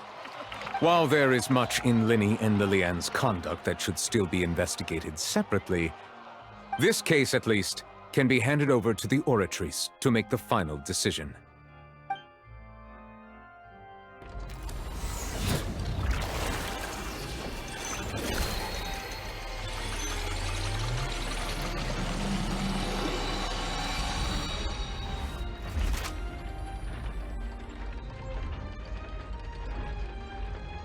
As such, Linny and Lynette are officially declared not guilty.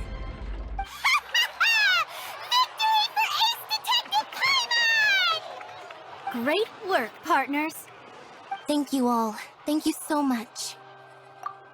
Next, I think we deserve an explanation, Guard Vaughn. How did you find the water from the primordial sea in Linny's baggage? Right! Your discovery caused me to make a serious mistake, you know. Or was that not a discovery, but false evidence that you dared to bring before this court? I suspect that the accomplice mentioned in Cowell's notes was not Linny, but you, yes? I'm sure you know what you must do to lessen your sentence. Speak quickly! Unless you want to earn yourself a one-way ticket to Coupon Town. I was just following orders. We were supposed to place blame for the serial disappearances onto Linny, and thus cause suspicion to fall on the Fatui. The higher-ups said this was the best opportunity to do so. And now that your plan has fallen through, and the secrets of the water have been revealed, you have become a liability to said higher-ups, yes? Therefore, you would be wise to tell everything you know, and seek the protection of the guards. Yes, I'll tell you everything I know. Our boss discovered that the water can cause people to dissolve. It can also be made into a potion, which when extremely diluted, can cause people to experience unforgettable exhilaration. We've been in this business for a while now, and have made decent more off it. The disappearances were also the boss's idea. I mean, this is the boss we're talking about.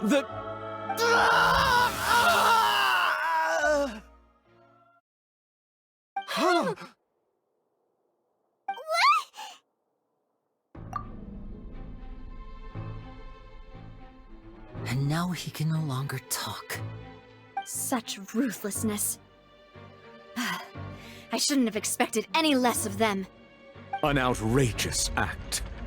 All present, please submit to inspection immediately.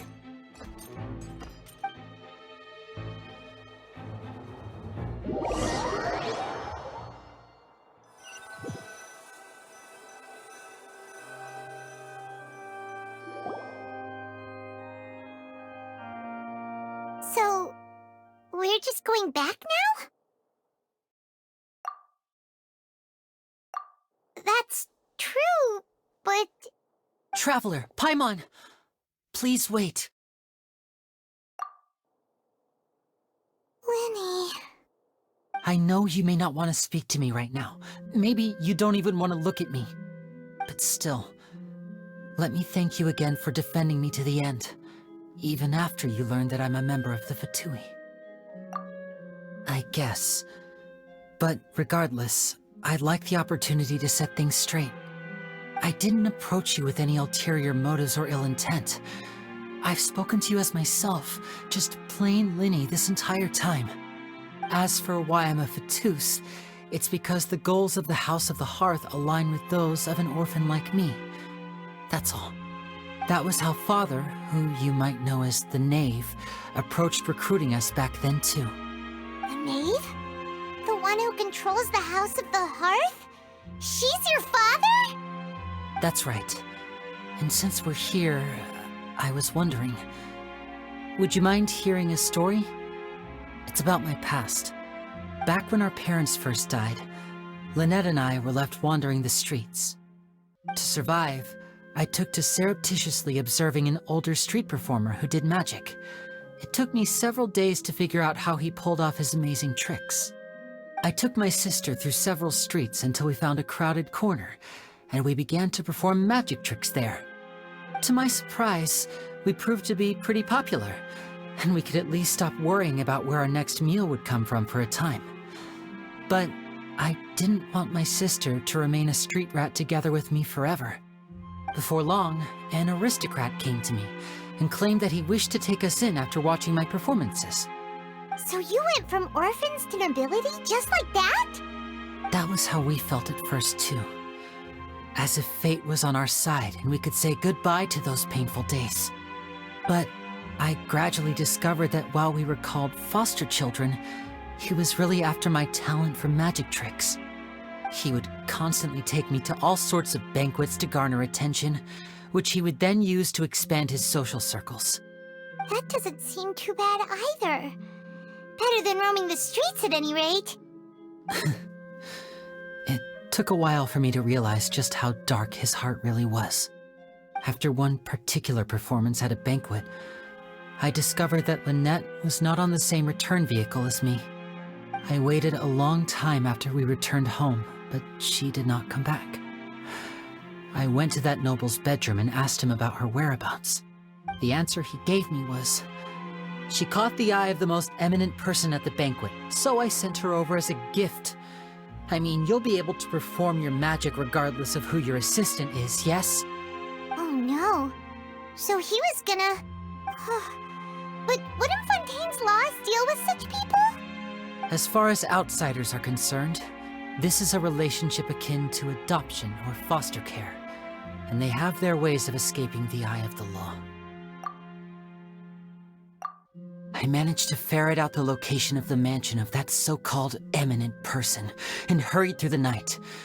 But by the time I leaped over the walls, avoided the guards, and made my way in, all I saw was the moonlit ground covered in blood, and the knave standing there in the darkness. So, she'd already taken care of that guy. That's right. She had rescued my sister before she could come to any harm, and had even discovered several girls hidden in a basement, all of them orphans. Father, the knave, might have seen something in me, and so she made me an offer. The House of the Hearth welcomes you, for your interests align with ours. Here, none will ever betray you. Indeed, betrayal shall never be permitted here. I was hesitant to trust her. I had just been betrayed by nobles. But she was also quick to destroy the noble who had taken us in at first, giving us back our freedom. Oh, so that's how the two of you joined the House of the Hearth. She has her own plans. She has gained permission from the Tsaritsa to first use the Gnosis' power once she obtains it. She plans to use it to find a way to break the prophecy and save Fontaine. So, she believes in that prophecy too? That's right. The whole House of the Hearth is currently working to combat that crisis. Today's case has also proven that people from Fontaine can indeed dissolve into some sort of water, thus further supporting the prophecy. All of us house members here, Lady Arlecchino herself included, are from Fontaine. We won't give up on defending our homeland. To us orphans, the only connection we have left to this world, apart from our family, is our homeland. So, from small deeds like distributing magic pockets to huge schemes like stealing a Gnosis, everything is aimed at dealing with that prophecy. It's all right. I understand. The only thing I can do is relate all this to you. I just hope you can understand that even as a member of the House, I have never stopped making my own decisions, and that I believe what I'm doing is right. If you should need anything at all in the future, feel free to find me. I will do my best to help you, as plain Linny.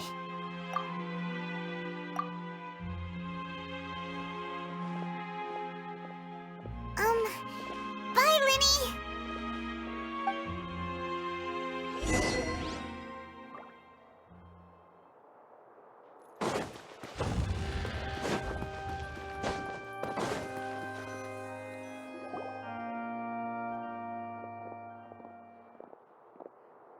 Hey there! What was with the disappearing act you pulled right as the trial ended? Were you looking for us, Navia? Well, this whole thing isn't exactly over, is it? I do feel that we're getting closer to solving the serial disappearances case, though. Don't you think so, too? Huh? What's wrong, my dear partner? Besides, are you sure we're the ones who can crack a case that's been cold for decades now? And given that there's new evidence from the trial, there should be a trail of breadcrumbs for the Hydro Archon's people to follow now, right? Ah. I see. Well, I won't lie. I'm a little shocked to hear that from you. But I suppose you are just travelers who have only arrived in Fontaine after all. Sorry. I might have been too presumptuous. Don't say that, Navia. Ah, and we were having so much fun investigating with you, too. It was like having new waters flowing into a stagnant mire, causing new hope to spring forth, and the reflection in the murk to become clearer. Sorry about that. I'm a bit prone to nostalgia. Don't mind me. Wait, shall we have a farewell meal? You know, to commemorate our time as partners? Huh? Do we really need to get that formal? Well, guess you really did treat us as partners, huh? Well, I'd just like to have a proper ending to every important memory. That way there are no regrets later. Anyway, it would just be a meal, so it shouldn't take up too much of your time. You don't have to twist Paimon's arm. If Boss Navi is treating, count Paimon in! Oh, wonderful. In that case, why don't we return to the Court of Fontaine and head to the Hotel de Boer? I believe we'll make it just in time for dinner. All right, then. Let's have our farewell meal.